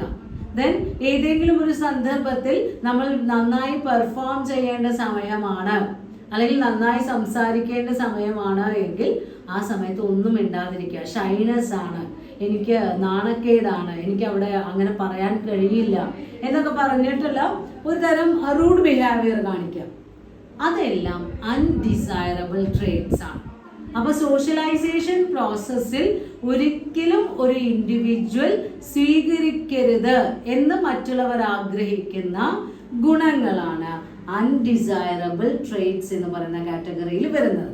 അപ്പോൾ പോസിറ്റീവ് ട്രേറ്റ്സ് ഉണ്ട്, നെഗറ്റീവ് ട്രേറ്റ്സ് ഉണ്ട്, അൺഡിസൈറബിൾ ട്രേറ്റ്സ് ഉണ്ട്. ഇവ മൂന്നും നിങ്ങളുടെ ടെക്സ്റ്റിൽ നിങ്ങൾക്ക് സ്റ്റുഡൻസ് ആക്ടിവിറ്റി എന്ന് പറഞ്ഞൊരു പ്രവർത്തനം തന്നിട്ടുണ്ട്. ഒരു ടേബിൾ വരയ്ക്കാം, 3 കോളമുള്ള ടേബിൾ വരയ്ക്കാം. എന്നിട്ട് അതിൽ പോസിറ്റീവ് ട്രേറ്റ്സ് എന്ന് പറഞ്ഞൊരു കോളം, നെഗറ്റീവ് ട്രേറ്റ്സ് എന്ന് പറഞ്ഞിട്ടൊരു കോളം, അൺഡിസൈറബിൾ ട്രേറ്റ്സ് എന്ന് പറഞ്ഞൊരു കോളം. എന്ന് നിങ്ങളുടെ സ്വഭാവത്തില് ഇന്ന് നിങ്ങൾ ഫോളോ ചെയ്യുന്ന നല്ല സ്വഭാവ രീതികൾ ഡിസൈറബിൾ ട്രേറ്റ്സിൽ എഴുതാം. നിങ്ങൾക്ക് തന്നെ നിങ്ങളുടെ ചില ശീലങ്ങൾ ഇഷ്ടപ്പെടാതെ വന്നേക്കാം. അവ അൺഡിസൈറബിളിലോ അല്ലെങ്കിൽ നമ്മൾക്ക് മറ്റുള്ളവർ കാണുമ്പോൾ നമ്മളെ ചീത്ത പറയുന്ന ചില സ്വഭാവങ്ങൾ ഉണ്ടാവും. അത് നെഗറ്റീവ് ട്രേറ്റ്സിൽ എഴുതാം. നമ്മൾ മാറ്റിയെടുക്കണം. അത് വേണ്ട, എനിക്കത് വേണമെന്നില്ല, പക്ഷെ എനിക്ക് ആ സ്വഭാവം മാറ്റാൻ കഴിയില്ല. ചില വ്യക്തികൾ ഉണ്ടായിരിക്കും വെറുതെ നഖം കടിച്ചുകൊണ്ടിരിക്കും. അവർക്കത് മാറ്റണമെന്ന് ആഗ്രഹം ഉണ്ടാവും, പക്ഷെ അവർക്ക് എന്ത് ചെയ്യാൻ കഴിയില്ല, സ്വമേധയാ അത് മാറ്റാൻ പെട്ടെന്ന് കഴിയില്ല. വളരെ ശ്രമിച്ചു കഴിഞ്ഞാൽ കുറേ സമയമെടുത്ത് മാറ്റാൻ കഴിയുന്നുണ്ടാവും. അങ്ങനെ നമ്മൾ മാറ്റാൻ ആഗ്രഹിക്കുന്ന സ്വഭാവങ്ങൾ ഇവയെല്ലാം എൻലിസ്റ്റ് ചെയ്തുകൊണ്ട് അതിൽ ഏതാണ് ഡിസൈറബിൾ അല്ലെങ്കിൽ ഏതാണ് പോസിറ്റീവ്, ഏതാണ് നെഗറ്റീവ്, ഏതാണ് നോട്ട് ഡിസൈറബിൾ എന്ന് പറയുന്ന കാറ്റഗറിയിൽ വരുന്നത് എന്ന് അറേഞ്ച് ചെയ്ത് എഴുതാൻ വേണ്ടി നിങ്ങൾക്കൊരു വർക്ക് ടെക്സ്റ്റിൽ തന്നിട്ടുണ്ട്. അപ്പൊ ഈ അൺഡിസൈറബിൾ ട്രേറ്റ് എന്ന് പറഞ്ഞു കഴിഞ്ഞാൽ അവയിൽ വരുന്ന ബിഹേവിയർ എങ്ങനെയുള്ളതാണ്? The behaviour which are not liked by others. Next topic agents of socialization. അപ്പൊ നമ്മൾ പറഞ്ഞു socialization means the learning to become a member of the society. നമ്മുടെ സമൂഹത്തിന്റെ ഭാഗമായി മാറാൻ ഒരു വ്യക്തി എന്തെല്ലാം കാര്യങ്ങളാണോ പഠിച്ചെടുക്കുന്നത് അതാണ് സാമൂഹ്യവൽക്കരണത്തിൽ വരുന്നത്. What we are today is the result of socialization. നമ്മളുടെ സോഷ്യലൈസേഷന്റെ റിസൾട്ട് ആണ് ഇന്ന് നമ്മൾ കാണുന്ന നമ്മൾ എന്ന വ്യക്തിത്വം. ഒരു വ്യക്തി ഇന്ന് എങ്ങനെയാണോ ഇരിക്കുന്നത്, അതായത് അദ്ദേഹത്തിന്റെ സ്വഭാവം ഏത് രീതിയിലുള്ളതാണ്, ഏത് തരത്തിലുള്ള പ്രിൻസിപ്പിൾസ് ആണ് ഫോളോ ചെയ്യുന്നത്, ജീവിതത്തിൽ എന്തെല്ലാം മൂല്യങ്ങളെയാണ് മുറുകെ പിടിച്ചിട്ടുള്ളത്, അതെല്ലാം ആ വ്യക്തി നേടിയെടുത്ത സോഷ്യലൈസേഷന്റെ റിസൾട്ട്സ് ആണ്. അപ്പൊ നമ്മുടെ ആറ്റിറ്റ്യൂഡ്സ് അല്ലെങ്കിൽ നമ്മുടെ ബിഹേവിയർ എന്ന് പറയുന്നത് ഈ സോഷ്യലൈസേഷന്റെ റിഫ്ലക്ഷൻസ് ആണ്.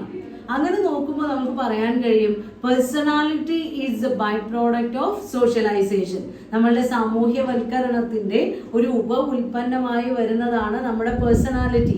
അതായത് നമ്മൾ സാമൂഹ്യവൽക്കരണം എന്ന് പറയുന്ന പ്രക്രിയയിലൂടെ നേടിയെടുക്കുന്ന ട്രെയ്റ്റ്സ് ആണ് നമ്മുടെ പേഴ്സണാലിറ്റിയെ തീരുമാനിക്കുന്നത്. അപ്പൊ നമ്മൾ നമ്മുടെ ജീവിതത്തിൽ നേടിയെടുത്ത മൂല്യങ്ങൾ അത് 2 രീതിയിൽ വരാമെന്ന് നമ്മൾ പറഞ്ഞു.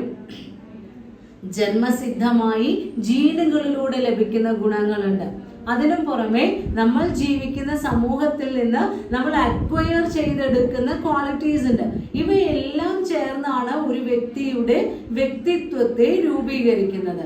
അപ്പൊ ഒരു വ്യക്തി ഡയറക്റ്റ് ആയി കോണ്ടാക്ട് ചെയ്യുന്ന അല്ലെങ്കിൽ ഇൻഡയറക്റ്റ് ആയി ഇന്റർഫറൻസ് വരുന്ന ഏതൊരു വ്യക്തിയിൽ നിന്നും അല്ലെങ്കിൽ ഏതൊരു മീഡിയയിൽ നിന്നും നമ്മൾക്ക് എന്ത് ചെയ്യാം, ട്രേറ്റ്സ് നേടിയെടുക്കാൻ കഴിയും. ഡയറക്റ്റ് കോണ്ടാക്റ്റിൽ എത്തുന്ന വ്യക്തികളിൽ നിന്നോ ഗ്രൂപ്പുകളിൽ നിന്നോ നമ്മൾക്ക് പല ശീലങ്ങളും നേടിയെടുക്കാൻ കഴിയും. പിന്നെ ചില വ്യക്തികൾ ഉണ്ടായിരിക്കും എത്ര നല്ല ഗ്രൂപ്പിലാണെങ്കിലും അവർ പ്രകടിപ്പിക്കുന്ന സ്വഭാവങ്ങൾ വ്യത്യസ്തമായിരിക്കും. അത് അവർ ഫോളോ ചെയ്യുന്ന ചില മൂല്യങ്ങളെ അടിസ്ഥാനമാക്കിയാണ്. അപ്പൊ ആ സോഷ്യലൈസേഷൻ പ്രോസസ്സിലൂടെ നമ്മൾ എന്തെല്ലാം ഹാബിറ്റ്സ് ആണോ എന്തെല്ലാം ട്രെയ്റ്റ്സ് ആണോ നേടിയെടുക്കുന്നത് അതിനെ ബാധിക്കുന്ന കുറെ ഘടകങ്ങളുണ്ട് അല്ലെങ്കിൽ കുറെ ഏജൻസ് ഉണ്ട്. അത്തരം മാധ്യമങ്ങളെ കുറിച്ചാണ് അല്ലെങ്കിൽ ഏതെല്ലാം ഘടകങ്ങളാണ് നമ്മുടെ സാമൂഹ്യവൽക്കരണത്തെ ബാധിക്കുന്നത് അതിനെ കുറിച്ച് പഠിക്കുന്ന ടോപ്പിക്കാണ് ഏജൻസ് ഓഫ് സോഷ്യലൈസേഷൻ.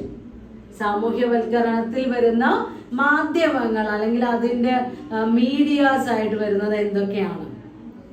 പ്രധാനമായും 2 സ്റ്റേജസ് ആണുള്ളത്. സാമൂഹ്യവൽക്കരണം എന്ന് പറയുന്ന പ്രക്രിയയ്ക്ക് 2 സ്റ്റേജസ് ആണുള്ളത്. ഏർലി സോഷ്യലൈസേഷനും അഡൾട്ട് സോഷ്യലൈസേഷനും. ഏർലി സോഷ്യലൈസേഷൻ എന്ന് പറഞ്ഞു കഴിഞ്ഞാൽ ഒരു ഇൻഡിവിജ്വൽ വളരെ ചെറിയ കുട്ടിയായിരിക്കുന്ന സമയത്ത് അല്ലെങ്കിൽ അദ്ദേഹത്തിന്റെ ലൈഫിന്റെ ബിഗിനിങ് സ്റ്റേജിൽ നേടിയെടുക്കുന്ന സാമൂഹ്യവൽക്കരണമാണ് early socialization. It depends upon the behavior of parents, peers and school. വളരെ ചെറുപ്പത്തിൽ നമ്മൾ നേടിയെടുക്കുന്ന ഗുണങ്ങൾ എന്ന് പറയുന്നത് നമ്മളുടെ രക്ഷിതാക്കൾ നമ്മളെ പഠിപ്പിച്ച മൂല്യങ്ങളാവാം, അല്ലെങ്കിൽ രക്ഷിതാക്കളിൽ നിന്ന് നേടിയെടുത്തതായിരിക്കാം, അല്ലെങ്കിൽ ഫാമിലി മെമ്പേഴ്സ് കാണിക്കുന്ന കാര്യങ്ങൾ കണ്ട് പഠിച്ചതായിരിക്കാം, അല്ലെങ്കിൽ രണ്ടാമതായി പറയുന്ന ഗ്രൂപ്പാണ് പിയേഴ്സ്. പിയേഴ്സ് എന്ന് പറഞ്ഞു കഴിഞ്ഞാൽ നമ്മുടെ ഒരു സെയിം ഏജ് ഗ്രൂപ്പ് ഉണ്ടാവും, നമ്മുടെ കൂട്ടുകാര്, നമ്മുടെ സംഘം, ഗ്യാങ്, അവരിൽ നിന്ന് ലഭിക്കുന്ന ഒരുപാട് ഗുണങ്ങളുണ്ട്. ദെൻ ഔപചാരികമായി നമ്മളെ ഡിസിപ്ലിനും അങ്ങനെയുള്ള നല്ല ഗുണങ്ങളൊക്കെ പഠിക്കുന്ന സ്കൂള്, പഠിപ്പിച്ചെടുക്കുന്ന സ്കൂളുകൾ, അവയെല്ലാം ഏർലി സോഷ്യലൈസേഷനിൽ വരുന്ന ഏജൻസ് ആണ്. എന്നാൽ അഡൾട്ട് സോഷ്യലൈസേഷൻ എന്ന് പറയുമ്പോൾ ഒരു വ്യക്തി പ്രായപൂർത്തിയായി കഴിഞ്ഞു. ചെറിയ കുട്ടിയായിരിക്കുന്ന സമയത്ത് അവർക്ക് യാതൊന്നിനെ കുറിച്ച് യാതൊരു അറിവുമില്ല, ബോധവുമില്ല. പക്ഷെ വലുതായി കഴിഞ്ഞാൽ അങ്ങനെയല്ല. നല്ലത് എന്താണ്, ചീത്ത എന്താണ്, നമ്മൾ സ്വീകരിക്കേണ്ടത് എന്താണ്, റിജക്റ്റ് ചെയ്യേണ്ടത് എന്താണ് എന്നൊക്കെ വളരെയധികം അനാലിസിസ് പവറോടുകൂടി ഗുണങ്ങളെയും ദോഷങ്ങളെയും വിശകലനം ചെയ്യുന്ന പഠന രീതിയാണ് അനാലിസിസ് എന്ന് പറയുന്നത്. അങ്ങനെ വിശകലനം ചെയ്തെടുത്തുകൊണ്ട് സോഷ്യലൈസേഷന്റെ ഭാഗമായി മാറാൻ കഴിയും. അതേപോലെ നമ്മൾ മുതിർന്നു കഴിഞ്ഞാൽ നമ്മൾ മറ്റുള്ളവരുടെ സോഷ്യലൈസേഷനെ കൂടെ അഫക്റ്റ് ചെയ്യുന്നുണ്ട്. ഇപ്പൊ നമ്മൾ പാരന്റ്സ് ആയി കഴിഞ്ഞാൽ നമ്മുടെ കുട്ടികളുടെ സോഷ്യലൈസേഷനെ നമ്മുടെ സ്വഭാവങ്ങൾ അഫക്റ്റ് ചെയ്യും. ദെൻ മാരേജ്, അതുപോലെ തന്നെ വയസ്സായി കഴിയുന്ന സമയത്ത് നമ്മളുടെ പെരുമാറ്റങ്ങൾ, ശീലങ്ങൾ, ഇവയൊക്കെയാണ് അഡൾട്ട് സോഷ്യലൈസേഷനിൽ വരുന്നത്. അപ്പൊ ഏത് സ്റ്റേജിലാണെങ്കിലും നമ്മൾ ഒരു സമൂഹത്തിന്റെ ഭാഗമായി എങ്ങനെ പ്രവർത്തിക്കുന്നു, നമ്മൾക്ക് എങ്ങനെ പെരുമാറാൻ കഴിയുന്നു, it depends upon our socialization. So agents of socialization നോക്കിയ സമയത്ത് നമ്മൾ പറഞ്ഞു 2 തരത്തിലുള്ള സോഷ്യലൈസേഷൻ ആണ് വരുന്നത്. ഏർലി സോഷ്യലൈസേഷനും അഡൾട്ട് സോഷ്യലൈസേഷനും. ഏർലി സോഷ്യലൈസേഷനിൽ വരുന്ന ഫസ്റ്റ് ഏജന്റ് ആണ് ഫാമിലി. വളരെ ചെറുപ്പത്തിൽ തന്നെ കുട്ടികളുടെ സ്വഭാവ രൂപീകരണത്തിൽ ഏറ്റവും കൂടുതൽ അഫക്റ്റ് ചെയ്യാൻ പറ്റുന്ന ഒരു ഫാക്ടറാണ് അവരുടെ കുടുംബം. ഫാമിലി എന്ന് പറഞ്ഞാൽ നമുക്കറിയാം, it is the durable association of A husband and wife with or without children. It is the fundamental unit of A society. നമ്മുടെ സമൂഹത്തിന്റെ ഏറ്റവും അടിസ്ഥാന ഘടകം എന്ന് പറയുന്നത് കുടുംബങ്ങളാണ്. ഒരു ഭാര്യയും ഭർത്താവും അവരുടെ കുട്ടികളും അടങ്ങുന്ന, ചിലപ്പോൾ കുട്ടികൾ ഉണ്ടായിരിക്കാം അല്ലെങ്കിൽ കുട്ടികളില്ലായിരിക്കാം, അങ്ങനെയുള്ള ഒരു ബേസിക് യൂണിറ്റ്, ഒരു അസോസിയേഷൻ, അതിനെയാണ് നമ്മൾ എന്ത് പറയുന്നത്, കുടുംബം അല്ലെങ്കിൽ ഫാമിലി എന്ന് പറയുന്നത്. ഫാമിലിയാണ് ഒരു വ്യക്തിയുടെ ഏറ്റവും ആദ്യത്തെ പഠനശാല. ആ ഫാമിലിയിലുള്ള പാരൻസും മറ്റ് മെമ്പേഴ്സും, ഫാമിലി മെമ്പേഴ്സും എങ്ങനെയാണോ ഒരു കുട്ടിയോട് പെരുമാറുന്നത് അതിനനുസരിച്ചാണ് ആ കുട്ടിയുടെ സ്വഭാവം രൂപീകരിക്കപ്പെടുന്നത്. അപ്പോൾ കുട്ടികൾ നോർമലി ഇമിറ്റേറ്റ് ചെയ്യാൻ ആഗ്രഹിക്കുന്നവരാണ്, അല്ലെങ്കിൽ അവർക്ക് അത് മാത്രമേ അറിയൂ. അവർ കാണുന്നതും കേൾക്കുന്നതും അതേപോലെ അനുകരിക്കുക എന്ന് മാത്രമേ വളരെ ചെറിയ പ്രായത്തില് അവർക്ക് ചെയ്യാൻ കഴിയുന്നുള്ളൂ. അപ്പൊ ആ സ്റ്റേജില് അവരോട് പെരുമാറുന്ന സമയത്ത് പാരന്റ്സ് ശ്രദ്ധിക്കേണ്ടത്, they have to take care all immediate physical and emotional needs of children. നമ്മളുടെ കുട്ടികളുടെ ഇൻഫാൻസി സ്റ്റേജിലുള്ള നമ്മളുടെ കുട്ടികളുടെ ഇമോഷണൽ ആയിട്ടുള്ളതും ഫിസിക്കൽ ആയിട്ടുള്ളതുമായ ആവശ്യങ്ങളെ വളരെ വേഗം ശ്രദ്ധിക്കണം. ഒരു കുട്ടി ഇരുന്ന് കരയുകയാണെങ്കിൽ ചില രക്ഷിതാക്കൾ പറയുന്നത് നിങ്ങൾ കേട്ടിട്ടുണ്ടാവും, കുറച്ചു നേരം ഇരുന്ന് കരഞ്ഞോട്ടെ, കുറച്ച് കഴിയുമ്പോൾ നിർത്തിക്കോളും എന്ന് പറയാറുണ്ട്. പക്ഷെ അവിടെ ആ ഒരു കുട്ടി അവഗണിക്കപ്പെടുകയാണ്, അത് ആ കുട്ടിയുടെ ഉള്ളിൽ പതിയുന്നു. അവൻ്റെ ഒരു ആവശ്യം അവൻ്റെ രക്ഷിതാക്കൾ പരിഗണിച്ചില്ല, അവൻ കരഞ്ഞിട്ട് പോലും അവനെ ശ്രദ്ധിച്ചില്ല എന്നുള്ളൊരു ബോധം ആ കുട്ടിയുടെ ഉപബോധ മനസ്സിൽ പതിയുന്നുണ്ട്. അപ്പൊ നമ്മൾ ചെയ്യേണ്ടത് ഒരു നല്ല സോഷ്യലൈസ്ഡ് വെൽബീയിങ് ഉള്ള ഒരു വ്യക്തിയെ വളർത്തിയെടുക്കാൻ ആഗ്രഹിക്കുന്നുണ്ടെങ്കിൽ നമ്മളുടെ മക്കളുടെ വളരെ പ്രധാനപ്പെട്ട ആവശ്യങ്ങളാണ് അവർ നമ്മളോട് പറയുന്നുണ്ടായിരിക്കാം. ആ ചെറിയ പ്രായത്തിൽ അവർക്ക് എന്തിന്റെ ആവശ്യമുള്ളൂ? ഒന്നുകിൽ ഭക്ഷണം, അല്ലെങ്കിൽ വെള്ളം, അല്ലെങ്കിൽ ഒരു സുരക്ഷിതത്വം തോന്നുന്ന ഒരു അറ്റ്മോസ്ഫിയർ, അല്ലെങ്കിൽ ഒരു കെയറിങ്, അങ്ങനെയുള്ള ആവശ്യങ്ങൾക്കൊക്കെയാണ് കുട്ടികൾ വാശി പിടിക്കുന്നുണ്ടായിരിക്കാം. അപ്പൊ അവരുടെ ഫിസിക്കൽ ആയിട്ടുള്ളതും ഇമോഷണൽ ആയിട്ടുള്ളതുമായ ഇമ്മീഡിയറ്റ് നീഡ്സിനെ വളരെ ശ്രദ്ധയോടെ തന്നെ രക്ഷിതാക്കൾ പരിഗണിക്കണം. ദെൻ നമ്മുടെ കുട്ടികളെ 2 രീതിയിൽ നമ്മൾ കാര്യങ്ങൾ പഠിപ്പിക്കാറുണ്ട്. ഒന്ന്, ബോധപൂർവം അവർ പഠിക്കണം എന്നുള്ള രീതിയിൽ അവർ ഇന്ന കാര്യങ്ങൾ ഫോളോ ചെയ്യണം എന്നുള്ളത് നിർബന്ധമായി നമ്മൾ പറഞ്ഞു പഠിപ്പിക്കാറുണ്ട്. ചിലത് കുട്ടികള് നമ്മൾ പറഞ്ഞിട്ടില്ലെങ്കിലും അവർ സ്വയം മനസ്സിലാക്കി എടുക്കാറുണ്ട്. ഇപ്പൊ ഉദാഹരണമായിട്ട് പറയുകയാണെങ്കിൽ, ഇപ്പൊ ഒരു കുട്ടി ഒരു ഇലക്ട്രിക് സ്വിച്ചിന്റെ അടുത്തേക്ക്, ഏതെങ്കിലും ഒരു എക്യുപ്മെന്റിന്റെ സ്വിച്ചിന്റെ അടുത്തേക്ക് പോവുകയാണെങ്കിൽ, ആ സ്വിച്ച് ഓൺ ചെയ്യാൻ പോവുകയാണെങ്കിൽ അവന്റെ അമ്മ പറയും അത് തൊടരുത്, തൊട്ട് കഴിഞ്ഞാൽ പൊള്ളുന്നുള്ളത് എങ്ങനെയെങ്കിലും നല്ല രീതിയിലുള്ള ഭാഷയിൽ ആ കുട്ടികൾക്ക് മനസ്സിലാവുന്ന രീതിയിൽ നമ്മൾ പല വാക്കുകളിലൂടെയും അവരോട് പറയും. അത് ഒരിക്കലും ടച്ച് ചെയ്യാൻ പറ്റാത്തതാണ്, അത് അപകടമാണ് എന്ന് അവനെ വളരെ കുഞ്ഞിലെ തന്നെ നമ്മൾ പഠിപ്പിക്കും. ചില കാര്യങ്ങൾ അവരുടെ ഒബ്സർവേഷനിലൂടെ തന്നെ അവർ മനസ്സിലാക്കിയെടുക്കും. ഇപ്പൊ എക്സാമ്പിൾ പറയുകയാണെങ്കിൽ, ഒരു അമ്മയുടെ ശബ്ദം, അതിന്റെ പിച്ചിൽ വരുന്ന വ്യത്യാസം അനുസരിച്ച് കുട്ടിക്ക് അമ്മ നമ്മളെ ചീത്ത പറയുകയാണോ, സ്നേഹത്തോടെ സംസാരിക്കുകയാണോ, ശാസിക്കുകയാണോ, അതെല്ലാം മനസ്സിലാക്കാൻ പറ്റും. ഇപ്പൊ ഒരു കാര്യം, എന്തെങ്കിലും ഒരു കാര്യം എടുക്കുമ്പോൾ ആ എടുത്തോളൂ നമ്മൾ വളരെ സോഫ്റ്റായി പറയാണ്, അല്ലെങ്കിൽ അത് എടുക്കണ്ട കേട്ടോ എന്ന് നല്ല സോഫ്റ്റ് ആയിട്ട് പറയുമ്പോൾ കുട്ടിക്ക് തോന്നും അത് എടുക്കണ്ട, പക്ഷെ അത് എടുത്താലും വലിയ അപകടമൊന്നുമില്ല ആ രീതിയിൽ. എന്നാൽ ഒരു കാര്യം എടുക്കുമ്പോൾ അത് തുടരുത് നമ്മൾ ഉറക്കെ പറയുകയാണെങ്കിൽ, ശാസിക്കുന്ന രീതിയിൽ പറഞ്ഞു കഴിഞ്ഞാൽ വളരെ ചെറിയ കുട്ടിയാണെങ്കിൽ കൂടി ആ കുട്ടിക്ക് ആ സൗണ്ടിലുണ്ടായ മാറ്റത്തിലൂടെ നമ്മൾ ഉദ്ദേശിക്കുന്നത് എന്താണ് എന്ന് മനസ്സിലാക്കിയെടുക്കാൻ കഴിയും. അപ്പൊ കുട്ടികളുടെ വളരെ ബേസിക് ആയിട്ടുള്ള പല ക്വാളിറ്റീസും രൂപീകരിക്കപ്പെടുന്നത് ഫാമിലികളിൽ വെച്ചാണ്. ആ ഫാമിലിയിൽ തന്നെ ഇപ്പൊ ഒരു കുട്ടി, ആ കുട്ടിയുടെ സ്വഭാവത്തെ അല്ലെങ്കിൽ സോഷ്യലൈസേഷനെ ബാധിക്കുന്ന ഒരുപാട് ഘടകങ്ങളുണ്ട്. ഉദാഹരണമായിട്ട് പറയുകയാണെങ്കിൽ, position of the child in the family. നമ്മൾക്ക് വീട്ടിലെ എത്രാമത്തെ മകനാണ്, എത്രാമത്തെ കുട്ടിയാണ്. ഇപ്പൊ ആദ്യമായിട്ടൊക്കെ ഒരു കുടുംബത്തിൽ ഒരു കുട്ടി ഉണ്ടാവുമ്പോൾ അമ്മമ്മയും അമ്മച്ചനും, അതായത് മുത്തശ്ശനും നമ്മുടെ ചെറിയമ്മമാരും ചേച്ചിമാരും എല്ലാവർക്കും കൂടെ നോക്കാൻ ഒരേ ഒരു കുട്ടിയെ ഉണ്ടാവുള്ളൂ, ഫസ്റ്റ് ചൈൽഡ് ആവുമ്പോൾ.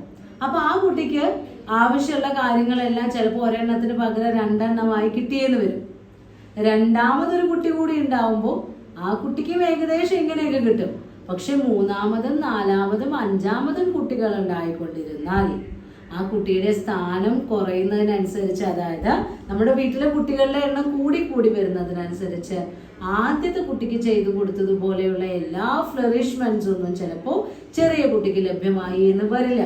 ലഭിക്കുന്ന വീടുകൾ ഉണ്ടായിരിക്കാം. സാധാരണ കുടുംബങ്ങളിൽ അങ്ങനെ എല്ലാവരെയും ഒരേപോലെ ആർഭാടത്തോടെ നോക്കാൻ കഴിഞ്ഞോളണമെന്നില്ല. അതുപോലെ തന്നെ സൈസ് ഓഫ് ദ ഫാമിലി. ഇന്നത്തെ കാലത്ത് ഒരുപാട് ഫാമിലികൾ എങ്ങനെയാണ്? ന്യൂക്ലിയർ ഫാമിലിയാണ്, അമ്മയും അച്ഛനും കുട്ടി മാത്രം. അപ്പോൾ ആ കുട്ടി എന്താവശ്യപ്പെട്ടാലും ചിലപ്പോൾ നമ്മൾക്ക് വാങ്ങിക്കൊടുക്കാൻ കഴിഞ്ഞു എന്ന് വരും. എന്നാൽ ഒരു കൂട്ടുകുടുംബമാണെങ്കിൽ 10ഓ 20ഓ പേര് ചേർന്ന് താമസിക്കുന്ന ഒരു കുടുംബമാണെങ്കിൽ വളരെ ചെറിയൊരു ഫാമിലിയിൽ നടക്കുന്ന രീതിയിലുള്ള കുട്ടികളുടെ വാശി പിടിക്കലുകളൊന്നും പലപ്പോഴും സാറ്റിസ്ഫാക്ഷൻ നേടിക്കൊള്ളണമെന്നില്ല. അവരാവശ്യപ്പെട്ടതൊന്നും മുഴുവനും അവർക്ക് കിട്ടിയെന്ന് വരില്ല, കാരണം അവിടെ വേറെ കുട്ടികളുണ്ടാവും. അപ്പോൾ ഫാമിലിയിലെ കുട്ടിയുടെ position, size of the family. പിന്നെ വരുന്ന ഒരു ഘടകമാണ് പാരന്റൽ എക്സ്പെക്ടേഷൻ. ചില വീട്ടുകളിൽ രക്ഷിതാക്കൾ മക്കളെ വളർത്തുമ്പോൾ അവരെങ്ങനെ വെച്ചാൽ വളർന്നോട്ടെ, എന്ത് ജോലി വേണമെങ്കിൽ ലഭിച്ചോട്ടെ, എത്ര മാർക്ക് വേണമെങ്കിൽ കിട്ടിക്കോട്ടെ, ഏത് രീതിയിലാച്ചാൽ പെരുമാറിക്കോട്ടെ എന്നുള്ള രീതിയിൽ വളർത്തുന്ന പാരന്റ്സ് ഉണ്ടായിരിക്കാം. ചില പാരന്റ്സ് നമ്മൾക്ക് കുട്ടികൾ ഉണ്ടായിട്ട് വേണം നമ്മൾക്ക് ലഭിക്കാത്തത് നമ്മളെ കൊണ്ട് ജീവിതത്തിൽ നേടിയെടുക്കാൻ കഴിയാത്തത് നമ്മുടെ മക്കളിലൂടെ നേടിയെടുക്കണം എന്ന് ആഗ്രഹിക്കുന്ന പാരൻസ് ഉണ്ടായിരിക്കാം. എൻ്റെ മകന് നല്ല ജോലി കിട്ടണം, എൻ്റെ മകൾക്ക് നല്ലൊരു പൊസിഷൻ ജീവിതത്തിൽ ലഭിക്കണമെന്ന് ആഗ്രഹിക്കുന്ന പാരൻസ് ഉണ്ടായിരിക്കാം. അവരെല്ലാം അവരുടെ മക്കളെ വളർത്തുന്ന രീതിയിൽ വ്യത്യാസങ്ങൾ ഉണ്ടായിരിക്കും. അപ്പോൾ പാരന്റൽ എക്സ്പെക്ടേഷനും എന്തിനെ ബാധിക്കും? നമ്മുടെ ഏർലി സോഷ്യലൈസേഷനെ അഫക്റ്റ് ചെയ്യും. അപ്പോൾ ഒരു കുടുംബം എന്ന് പറയുന്നത് ഒരു സമൂഹത്തിന്റെ ബേസിക് യൂണിറ്റ് ആണ്. അവിടെ നിന്നാണ് ഒരു വ്യക്തി ആ സമൂഹത്തിൽ എങ്ങനെ ജീവിക്കണം എന്നതിനെ കുറിച്ചുള്ള അടിസ്ഥാന പാഠങ്ങൾ പഠിക്കുന്നത്. ഇപ്പൊ നിങ്ങളുടെ ടെക്സ്റ്റിൽ ഒരു ചിത്രം കൊടുത്തിട്ടുണ്ട്. ഒരു കുട്ടി ഇരുന്ന് കരയാണ്. ആ കുട്ടിയുടെ അമ്മ കമ്പ്യൂട്ടറിലോ എന്തോ വർക്ക് ചെയ്തുകൊണ്ടിരിക്കുക, എന്തോ പാട്ട് കേട്ടുകൊണ്ടിരിക്കുക, എന്തെങ്കിലും ആയിരിക്കാം. അപ്പൊ ആ കുട്ടിയുടെ കരച്ചിൽ ആ സ്ത്രീക്ക് ഒരു ശല്യമായ രീതിയിലാണ് പ്രതികരിക്കുന്നതെങ്കിൽ അതൊരിക്കലും ഒരു നല്ല ക്വാളിറ്റി അല്ല. As a mother he has to consider the emotions of her child. ഒരു അമ്മ ആയ സ്ഥിതിക്ക് സ്വന്തം വ്യക്തി താല്പര്യങ്ങൾ സംരക്ഷിക്കുന്നതോടൊപ്പം തന്നെ അവനവന്റെ കുട്ടിയുടെ താല്പര്യങ്ങൾ കൂടി സംരക്ഷിക്കാൻ ഓരോ വ്യക്തിയും ശ്രമിക്കണം. അത് സ്ത്രീകൾ മാത്രമല്ല, പുരുഷന്മാർ. അപ്പൊ family, as a member of the family we have to take care of our youngest children or our infants. നമ്മുടെ കുടുംബത്തിലുള്ള ചെറിയ കുട്ടികളെ എല്ലാവരും ശ്രദ്ധിക്കണം. മുതിർന്ന അംഗങ്ങൾ വളരെ നല്ല രീതിയിൽ പോസിറ്റീവായിട്ടുള്ള വൈബ്സ് കൊടുക്കുന്ന രീതിയിൽ ശ്രദ്ധിക്കണം. It will helps for a good socialization. Early സോഷ്യലൈസേഷനിൽ വരുന്ന ഫസ്റ്റ് ഫാക്ടറിനെ കുറിച്ചാണ് നമ്മൾ നോക്കിയത്, ഫാമിലി. ദെൻ രണ്ടാമത്തെ ഫാക്ടറാണ് peers. Peers means same age groups. ഒരു വ്യക്തി അവനവന്റെ അതേ പ്രായമുള്ള ഒരു ഗ്രൂപ്പിന്റെ മെമ്പറായി പ്രവർത്തിക്കുമ്പോൾ ആ ഗ്രൂപ്പിൽ നിന്ന് ഒരുപാട് കാര്യങ്ങൾ നമ്മൾക്ക് പഠിക്കാൻ ലഭിക്കും, അല്ലെങ്കിൽ അതിൽ നിന്ന് നമ്മൾ ഒരുപാട് കാര്യങ്ങൾ മനസ്സിലാക്കിയെടുക്കും. ഇപ്പൊ എക്സാമ്പിൾ പറയുകയാണെങ്കിൽ 3.5 to 4 ആ പ്രായത്തിലുള്ള ഒരു കുട്ടി LKG പോയി ചേരുന്ന സമയത്ത് ആ കുട്ടിയുടെ അതേ പ്രായമുള്ള കുട്ടികളായിരിക്കും ആ ക്ലാസ്സിൽ ഇരിക്കുന്നത്. അപ്പൊ ഏത് ഏജോ ആയിക്കോട്ടെ, ആ ഏജിൽ വരുന്ന ഒരു ഗ്രൂപ്പിൽ നമ്മൾ എത്തിപ്പെട്ട് കഴിഞ്ഞാൽ നമ്മൾക്ക് മനസ്സിലാവും നമ്മൾ എല്ലാവരും ഈക്വൽ ആണ്. ആ LKG ക്ലാസ്സിലിരിക്കുന്ന ഓരോ കുട്ടിയും തുല്യരാണ്. അവർക്ക് ഈക്വൽ റൈറ്റ്സ് ആണ്, ഈക്വൽ റെസ്പോൺസിബിലിറ്റി ആണ്. അതുപോലെ തന്നെ ഒരു നല്ല സ്വഭാവം മറ്റുള്ളവരോട് കാഴ്ചവെക്കേണ്ടതുണ്ട്. ഇതെല്ലാം അവർക്ക് ആ ഒരു ഗ്രൂപ്പിൽ നിന്ന് മനസ്സിലാക്കിയെടുക്കാൻ കഴിയും. അപ്പൊ അങ്ങനെ ഒരു ഗ്രൂപ്പിൽ എത്തിപ്പെടുമ്പോഴാണ് വാശി പിടിച്ച് കളിപ്പാട്ടം നേടാൻ പറ്റില്ല, വേറൊരാളെ അടിക്കാൻ പാടില്ല. അപ്പൊ ആ ക്ലാസ്സിൽ കയറിയിരിക്കുന്ന സമയത്ത് ഒന്നുകിൽ ആ കുട്ടിയുടെ അമ്മ തന്നെ പറഞ്ഞു കൊടുക്കുന്നുണ്ടായിരിക്കും, ഇവരെല്ലാവരും നിന്റെ ഫ്രണ്ട്സ് ആണ്, നീ അവരെ ഉപദ്രവിക്കരുത്. അങ്ങനെയുള്ള നിർദ്ദേശങ്ങൾ ആ കുട്ടിക്ക് ലഭിക്കുന്നുണ്ട്. അപ്പൊ മറ്റുള്ളവരെ കൂടി നമ്മളെ പോലെ ഈക്വലായി കൺസിഡർ ചെയ്യാനുള്ള ഒരു വിദ്യാഭ്യാസം, ഒരു വിവരം അവർക്ക് ആ ഗ്രൂപ്പില് മെമ്പർ ആകുന്ന സമയത്ത് ലഭിക്കുന്നു. അതുപോലെ തന്നെ അവിടെ പരസ്പരം സഹകരിക്കണം, ഒരു കോപ്പറേഷൻ അല്ലെങ്കിൽ ഷെയറിങ് എന്നുള്ള ഒരു വിദ്യാഭ്യാസം അവിടെ നിന്ന് കിട്ടുന്നു. ഷെയറിങ് എന്ന് പറയുന്ന ഒരു ഹാബിറ്റ്. ഫുഡ് കഴിക്കുന്ന സമയത്തൊക്കെ അവനവന്റെ കയ്യിലുള്ളത് കുറച്ച് അപ്പുറത്തേക്ക് കൊടുക്കുക, അപ്പുറത്തുള്ള കുട്ടിയുടെ കയ്യിൽ നിന്ന് നമ്മൾ വാങ്ങിച്ച് കഴിക്കുക. അത് ഏത് ഗ്രൂപ്പ് ആവാട്ടോ, നമ്മൾ LKG ജസ്റ്റ് ഒരു എക്സാമ്പിൾ പറഞ്ഞു എന്നേ ഉള്ളൂ. കോളേജിലെ കുട്ടികളാവാം, ജോലി ചെയ്യുന്നവരാവാം, ഈക്വൽ സെയിം ഏജ് ഗ്രൂപ്പിൽ വരുന്ന ആ ഒരു ഈക്വൽ ഇമ്പോർട്ടൻസ് ഉള്ള വ്യക്തികൾ അടങ്ങുന്ന ഒരു ഗ്രൂപ്പ്, അതിനാണ് നമ്മൾ പിയേഴ്സ് എന്ന് പറയുന്നത്. അപ്പൊ ആ പിയേഴ്സിൽ എല്ലാവരും ഈക്വൽ ആണ് എന്നുള്ള ഒരു കൺസിഡറേഷൻ വരുന്ന സമയത്ത് ചില സാഹചര്യങ്ങളിൽ ഒരു ലീഡറെ തിരഞ്ഞെടുക്കേണ്ട ആവശ്യകത ഉണ്ടായി എന്ന് വരാം. അപ്പൊ ഒരു ലീഡർ ഉണ്ടെങ്കിൽ ഈ ഗ്രൂപ്പിനെ ഫോളോ ചെയ്യാൻ ഒരു ലീഡർ, അപ്പൊ ആ ലീഡറെ ഇവര് അനുസരിക്കും. അപ്പൊ അവിടെ ഒബീഡിയൻസ് എന്ന് പറയുന്ന ഒരു ശീലം അറിയാതെ തന്നെ കുട്ടികളിൽ ഉണ്ടാകുന്നു. ദെൻ അതേപോലെ തന്നെ അച്ചടക്കം, ഡിസിപ്ലിൻ ഉണ്ടാകും. ഇപ്പോൾ ഒരു LKGയിലെ കുട്ടിയാണെങ്കിൽ ബെല്ലടിക്കുമ്പോൾ മാത്രം ക്ലാസ്സിൽ നിന്ന് പുറത്തിറങ്ങുക. അത് ആ ക്ലാസ്സിൽ ഇരിക്കുന്നതിലൂടെ അവൻ നേടിയെടുക്കുന്ന ഒരു സ്വഭാവമാണ്. അപ്പൊ ആ രീതിയിലുള്ള ഒരുപാട് നല്ല ഗുണങ്ങൾ ഒരു പിയർ ഗ്രൂപ്പിലെ മെമ്പർ ആയി കഴിഞ്ഞാൽ ഒരു വ്യക്തിക്ക് നേടിയെടുക്കാൻ കഴിയും. അപ്പൊ അതിലൂടെയും നമ്മൾക്ക് എന്ത് ലഭിക്കുന്നുണ്ട്? സോഷ്യലൈസേഷൻ ലഭിക്കുന്നുണ്ട്. അപ്പൊ ഈ സോഷ്യലൈസേഷൻ നേടിയെടുക്കുന്ന സമയത്ത് തന്നെ ഈ പിയർ ഗ്രൂപ്പിൽ എത്തിച്ചേരുമ്പോഴാണ് നമ്മുടെ ആന്റി സോഷ്യൽ എന്ന് പറയുന്ന ആ ഒരു സ്റ്റേജിന്റെ ബിഗിനിങ്ങും വരുന്നത്. ചില ആളുകൾക്ക്, അപ്പൊ നമ്മൾ പറഞ്ഞു പിയർ ഗ്രൂപ്പ്സിൽ ചിലപ്പോൾ ലീഡേഴ്സ് ഉണ്ടായിരിക്കുമെന്ന് പറഞ്ഞു. ആ ലീഡേഴ്സിനെ നമ്മൾ എന്തായാലും അനുസരിക്കേണ്ടി വരും. പക്ഷെ ആ സമയത്ത് ചില കുട്ടികളുടെ ഉള്ളിൽ എന്തിനുള്ള താല്പര്യം ഉണ്ടാവില്ല, അവരെ അനുസരിക്കാനുള്ള ഒരു മനസ്ഥിതി അവർക്ക് ഉണ്ടാവില്ല. അപ്പൊ എതിർക്കാനുള്ള ഒരു ത്വര അല്ലെങ്കിൽ ഒരു പ്രവണത ചില കുട്ടികളിൽ ആ സ്റ്റേജിൽ ഉണ്ടായി എന്ന് വരാം. അപ്പൊ ആന്റി സോഷ്യൽസിന്റെ ഒരു ബിഗിനിങ് കൂടിയാണ് ഈ സ്റ്റേജ്. അപ്പൊ പിയർ ഗ്രൂപ്പിൽ എത്തിക്കഴിഞ്ഞാൽ നമ്മൾക്ക് ഒരുപാട് ഗുണങ്ങൾ ലഭിക്കുന്നുണ്ട്. ഷെയറിംഗ് ആണെങ്കിലും ഡിസിപ്ലിൻ ആണെങ്കിലും കോപ്പറേഷൻ ആണെങ്കിലും കുറെ ഗുണങ്ങൾ നമ്മൾക്ക് ലഭിക്കുന്നുണ്ട്.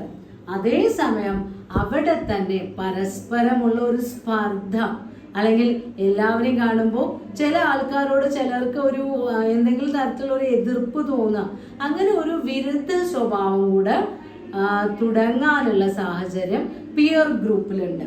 ദെൻ അടുത്ത ഫാക്ടർ ആണ് സ്കൂൾ. ഏർലി സോഷ്യലൈസേഷനിൽ വരുന്ന മൂന്നാമത്തെ ഫാക്ടർ ആണ് സ്കൂളുകൾ. ഫോർമൽ എഡ്യൂക്കേഷൻ ലഭിക്കുന്ന സ്ഥലങ്ങളാണ് സ്കൂളുകൾ. ഒരു കുട്ടിക്ക് ഒരു നിശ്ചിത പ്രായമായി കഴിഞ്ഞാൽ നിർബന്ധിത വിദ്യാഭ്യാസം നൽകാൻ വേണ്ടി നമ്മൾ എവിടേക്ക് അയക്കും? സ്കൂളുകളിലേക്ക് അയക്കും. അവിടെ പ്ലാൻഡ് സോഷ്യലൈസേഷൻ പ്രോസസ് ആണ് നടക്കുന്നത്. പ്ലാൻഡ് പ്രോഗ്രാംസ് ആണ്. LP ക്ലാസ്സിലെ കുട്ടികളെ എങ്ങനെ പഠിപ്പിക്കണം, UP ക്ലാസ്സിലെ കുട്ടികളെ എങ്ങനെ പഠിപ്പിക്കണം, അവർക്ക് എന്തെല്ലാം പഠിക്കണം, അവിടെ സിലബസ് ഉണ്ട്. ആ സിലബസ് ഫോളോ ചെയ്തുകൊണ്ടാണ് ടീച്ചേഴ്സ് അവർക്ക് ക്ലാസ് എടുക്കുന്നത്. അപ്പൊ ആ സിലബസിലുള്ള വിഷയങ്ങൾ പഠിപ്പിക്കുന്നതോടൊപ്പം തന്നെ ടീച്ചേഴ്സ് എന്തുകൂടി ചെയ്യാറുണ്ട്? ഈ കുട്ടികളിൽ നല്ല സ്വഭാവം വളർത്തിയെടുക്കാനുള്ള നിർദ്ദേശങ്ങൾ കൂടി നൽകാറുണ്ട്. അപ്പൊ അച്ചടക്കം എന്ന് പറയുന്ന ഗുണം ഏറ്റവും കൂടുതൽ ഒരു വ്യക്തിയിൽ പ്രകടമാകുന്നത് അല്ലെങ്കിൽ ഒരു വ്യക്തി നേടിയെടുക്കുന്നത് ഈ സ്കൂളിംഗ് സമയത്താണ്. അപ്പൊ ആ സ്കൂളില് നമ്മളെ പ്രിപ്പയർ ചെയ്യണം. നമ്മൾ എന്തിനു വേണ്ടിയാ സ്കൂളിലേക്ക് പോകുന്നത്? Preparation for future. നമ്മുടെ ഒരു നല്ല ഭാവി നമ്മൾക്ക് ഉണ്ടാവാൻ വേണ്ടി നമ്മളെ തയ്യാറെടുപ്പിക്കുന്ന ഒരു സ്റ്റേജ് ആണ് ഈ സ്കൂളിംഗ് എന്ന് പറയുന്നത്. സ്കൂളിൽ പോയി കഴിഞ്ഞാലാണ് നമ്മൾക്ക് നല്ല വിദ്യാഭ്യാസം ലഭിക്കുന്നത്. നല്ല വിദ്യാഭ്യാസം ലഭിച്ചാലാണ് നല്ല ജോലി ലഭിക്കുന്നത്. നല്ല ജോലി ലഭിച്ചാലാണ് നല്ല ശമ്പളം ലഭിക്കുന്നത്. നമ്മൾക്ക് നന്നായി ജീവിക്കാൻ കഴിയുന്നത്. അപ്പൊ നമ്മുടെ ഭാവി സുരക്ഷിതത്വം ഉറപ്പുവരുത്താനാണ് സ്കൂളിംഗ് എന്ന് പറയുന്ന ഒരു സ്റ്റേജ് നമ്മൾ ഉപയോഗിക്കേണ്ടത്. അപ്പൊ ആ സമയത്ത് നമ്മൾക്ക് ഒരുപാട് നല്ല ഗുണങ്ങൾ സ്കൂളിൽ നിന്ന് കിട്ടും. കൃത്യമായി നമ്മുടെ അച്ചടക്ക കാര്യങ്ങൾ, ഇപ്പൊ നമ്മുടെ പേഴ്സണൽ ശുചിത്വമാണെങ്കിലും വളരെ ചെറിയ ക്ലാസ്സിൽ തന്നെ നമ്മളെ പഠിപ്പിക്കും. രാവിലെ എണീറ്റാൽ കുളിക്കണം, പല്ല് തേക്കണം, വൃത്തിയുള്ള വസ്ത്രങ്ങൾ ധരിക്കണം, ആരോഗ്യകരമായ ഭക്ഷണശീലം ഫോളോ ചെയ്യണം. അങ്ങനെ ഒരുപാട് കാര്യങ്ങൾ അവിടെ നമ്മളെ പഠിപ്പിക്കുന്നുണ്ട്, ബോധപൂർവം പഠിപ്പിക്കുന്നുണ്ട്.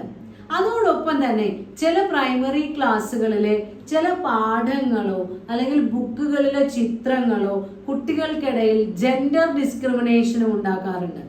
ഇപ്പോൾ പണ്ടുണ്ടായിരുന്ന ചില ബുക്കുകളിലൊക്കെ അച്ഛൻ രാവിലെ പെട്ടിയും തൂക്കി ഓഫീസിലേക്ക് പോകുന്ന ചിത്രം ഉണ്ടാവും. അമ്മ അടുക്കളയിൽ ഇരുന്ന് നാളികേരം ചിരകുന്നതോ ഭക്ഷണം ഉണ്ടാക്കുന്നതോ ആയ ചിത്രങ്ങൾ ഉണ്ടായിരിക്കും. അങ്ങനെയുള്ള ചിത്രങ്ങൾ കാണുമ്പോൾ ആ പ്രായത്തിലുള്ള കുട്ടിയുടെ ഉള്ളിൽ, അത് ആൺകുട്ടിയോ പെൺകുട്ടിയോ ആയിക്കോട്ടെ, അവർക്കുള്ളിൽ ഒരു ബോധം ഉണ്ടാവുകയാണ്. പുരുഷന്മാര് പുറത്ത് ജോലിക്ക് പോകാനുള്ള ആൾക്കാര്, സ്ത്രീകള് വീട്ടില് അമ്മ എന്നെ കുളിപ്പിച്ചു, ഉടുപ്പിടിവിച്ചു, പൊട്ട് തൊടുവിച്ചു എന്നൊക്കെ പറഞ്ഞ ചെറിയ പാട്ടുകൾ നമ്മൾ പഠിക്കും. അപ്പൊ ഇതൊക്കെ ചെയ്യേണ്ടത് അമ്മയാണ് എന്നുള്ള ബോധം. അപ്പൊ അവിടെയുള്ള ഒരു സെക്സ് ഡിസ്ക്രിമിനേഷൻ, ജെൻഡർ ഡിസ്ക്രിമിനേഷൻ എന്ന് പറയാം, അങ്ങനെയുള്ള ചില ബോധങ്ങളും ഈ പ്രായത്തിൽ കുട്ടികളുടെ ഉള്ളില് പതിയാറുണ്ട്. അപ്പൊ അതിന് നമ്മൾ എന്ത് ചെയ്യണം? ഇന്നത്തെ കാലത്ത് ആധുനിക സമൂഹത്തിൽ സ്ത്രീക്കോ പുരുഷനോ യാതൊരു തരത്തിലുള്ള വ്യത്യാസങ്ങളുമില്ല. അവർക്ക് സമൂഹത്തിൽ തുല്യ സ്ഥാനമാണ് ഉള്ളത് എന്ന് വളരെ ചെറുപ്പം മുതൽക്ക് തന്നെ കുട്ടികളിൽ പഠിപ്പിക്കുന്ന രീതിയിലായിരിക്കണം സ്കൂളുകളിലെ ടീച്ചേഴ്സ് അവർക്ക് നിർദ്ദേശങ്ങൾ നൽകേണ്ടത്. ഇപ്പോൾ കാലം മാറിയതിനനുസരിച്ച് നമ്മുടെ പല ടെക്സ്റ്റ് ബുക്കുകളിലും പല ചാപ്റ്ററുകളിലും ഒക്കെ സിലബസ് വ്യത്യാസങ്ങൾ വന്നിട്ടുണ്ട്. പല ചിത്രങ്ങളും മാറ്റി കൊടുത്തിട്ടുണ്ട്. ഈ വർഷം മുതൽക്കൊക്കെ പല പ്രൈമറി ക്ലാസ്സുകളിലെ പഴയ പാഠങ്ങളിലും പാഠം പഴയതാണെങ്കിലും അതിൻ്റെ പിക്ചറൈസേഷനിലൊക്കെ വളരെയധികം വ്യത്യാസങ്ങൾ വരുത്തിയിട്ടുണ്ട്. അപ്പോൾ സ്കൂളുകളിൽ നിന്നും നമ്മൾക്ക് എന്ത് ലഭ്യമാണ്? ഏർലി സോഷ്യലൈസേഷൻ എയ്ഡ്സ്, അതിനു വേണ്ട സഹായങ്ങൾ നമ്മൾക്ക് ലഭ്യമാവുന്നുണ്ട്. ദെൻ അടുത്ത ഫാക്ടർ ആണ് ഏർലി സോഷ്യലൈസേഷനിലെ 4ാമത്തെ ഘടകം, നമ്മളെ ബാധിക്കുന്ന 4ാമത്തെ ഘടകമാണ് മാസ് മീഡിയ. ഒരുപാട് ആളുകളെ കവർ ചെയ്യുന്ന മീഡിയ, അതാണ് മാസ് മീഡിയ എന്ന് പറയുന്നത്. മാസ് എന്ന് പറഞ്ഞാൽ ലാർജ് ഗ്രൂപ്പ്, നമ്മൾക്കറിയാം. മെയിനായിട്ടും ടി വി ആണ് ഇവിടെ ഉദ്ദേശിക്കുന്നത്. ഇന്നത്തെ കാലത്ത് ടി വിയേക്കാൾ ഉപരി എല്ലാവരും ആശ്രയിക്കുന്ന മീഡിയ എന്ന് പറയുന്നത് മൊബൈൽ ഫോണുകളാണ്. മൊബൈൽ ഫോണാണ് ഏറ്റവും കൂടുതൽ ഒരു കുടുംബത്തിലെ കുട്ടികളും സ്ത്രീകളും പുരുഷന്മാരും എല്ലാം വളരെയധികം സമയം ഉപയോഗിക്കുന്നത്. പണ്ട് അങ്ങനെ ആയിരുന്നില്ല, ടി വി ആയിരുന്നു. അപ്പോൾ ഒരുപാട് വിവരങ്ങൾ ലഭ്യമാവുന്നതാണ് മീഡിയാസ്. ഇൻഫർമേഷൻ അവൈലബിലിറ്റി എന്ന് പറഞ്ഞു കഴിഞ്ഞാൽ ബൾക്കാണ്. ഒരു മൊബൈൽ ഫോൺ ഉണ്ടെങ്കിൽ ലോകത്തുള്ള എന്ത് കാര്യത്തിനെ കുറിച്ച് നമ്മൾക്ക് വിവരങ്ങൾ ശേഖരിക്കാൻ കഴിയും. പഠിക്കാൻ വളരെയധികം സഹായകരമാണ്. സേഫ്റ്റിക്ക് നമ്മൾക്ക് എന്തെങ്കിലും ഒരു അത്യാവശ്യം ഉണ്ടെങ്കിൽ, ഒരു അപകടത്തിൽ പെട്ട് കഴിഞ്ഞാൽ വളരെ വേഗം മറ്റുള്ളവരെ വിവരം അറിയിക്കാൻ ഈ മൊബൈൽ ഫോൺ ഉണ്ടെങ്കിൽ നമുക്ക് കഴിയും. അങ്ങനെ ഒരുപാട് അഡ്വാൻറ്റേജസ് ഉണ്ട്. അതോടൊപ്പം തന്നെ ഒരുപാട് ദോഷങ്ങളുമുണ്ട്. പണ്ടൊക്കെ നമ്മൾ ഈ എന്റർടൈൻമെന്റ് മീഡിയയെ ഒരു ബേബി സിറ്റർ ആയി ഉപയോഗിച്ചിരുന്നു. കുട്ടികൾ വല്ലാതെ വാശി പിടിക്കുകയാണെങ്കിൽ ആ ടി വി ആണ് വെച്ചു കൊടുത്തിട്ട് അതിൽ വല്ല കാർട്ടൂൺ ചാനലും വെച്ചു കൊടുക്കാം. എന്നാൽ കുട്ടികൾ അവിടെ അതും കണ്ടുകൊണ്ട് മണിക്കൂറുകളോളം ഇരുന്നോളും. ഇന്നത്തെ കാലത്ത് അമ്മമാരെന്താ ചെയ്യാം? മൊബൈൽ ഫോണില് വല്ല കാർട്ടൂണിലെ പാട്ടോ, കുട്ടികൾക്ക് ഇഷ്ടമുള്ള പാട്ടുകളോ ഡാൻസുകളോ വീഡിയോ ഗെയിമുകളോ ഒക്കെ വെച്ചു കൊടുത്തുകൊണ്ട് കുട്ടികളുടെ സമയം കളയാൻ വേണ്ടി ഈ മീഡിയ ഇൻസ്ട്രുമെന്റ്സ് ഉപയോഗിക്കുന്നുണ്ട്. അപ്പൊ ഇതിൽ നിന്ന് നല്ലതും ചീത്തയുമായ ഒരുപാട് ഗുണങ്ങൾ നമ്മുടെ സമൂഹത്തിലെ വ്യക്തികൾ നേടിയെടുക്കുന്നുണ്ട്. ഇപ്പൊ ടി വിയിലുള്ള പ്രോഗ്രാമുകളാണെങ്കിൽ ഒരുപാട് ഇൻഫോർമേറ്റീവ് പ്രോഗ്രാംസ് ഉണ്ട്.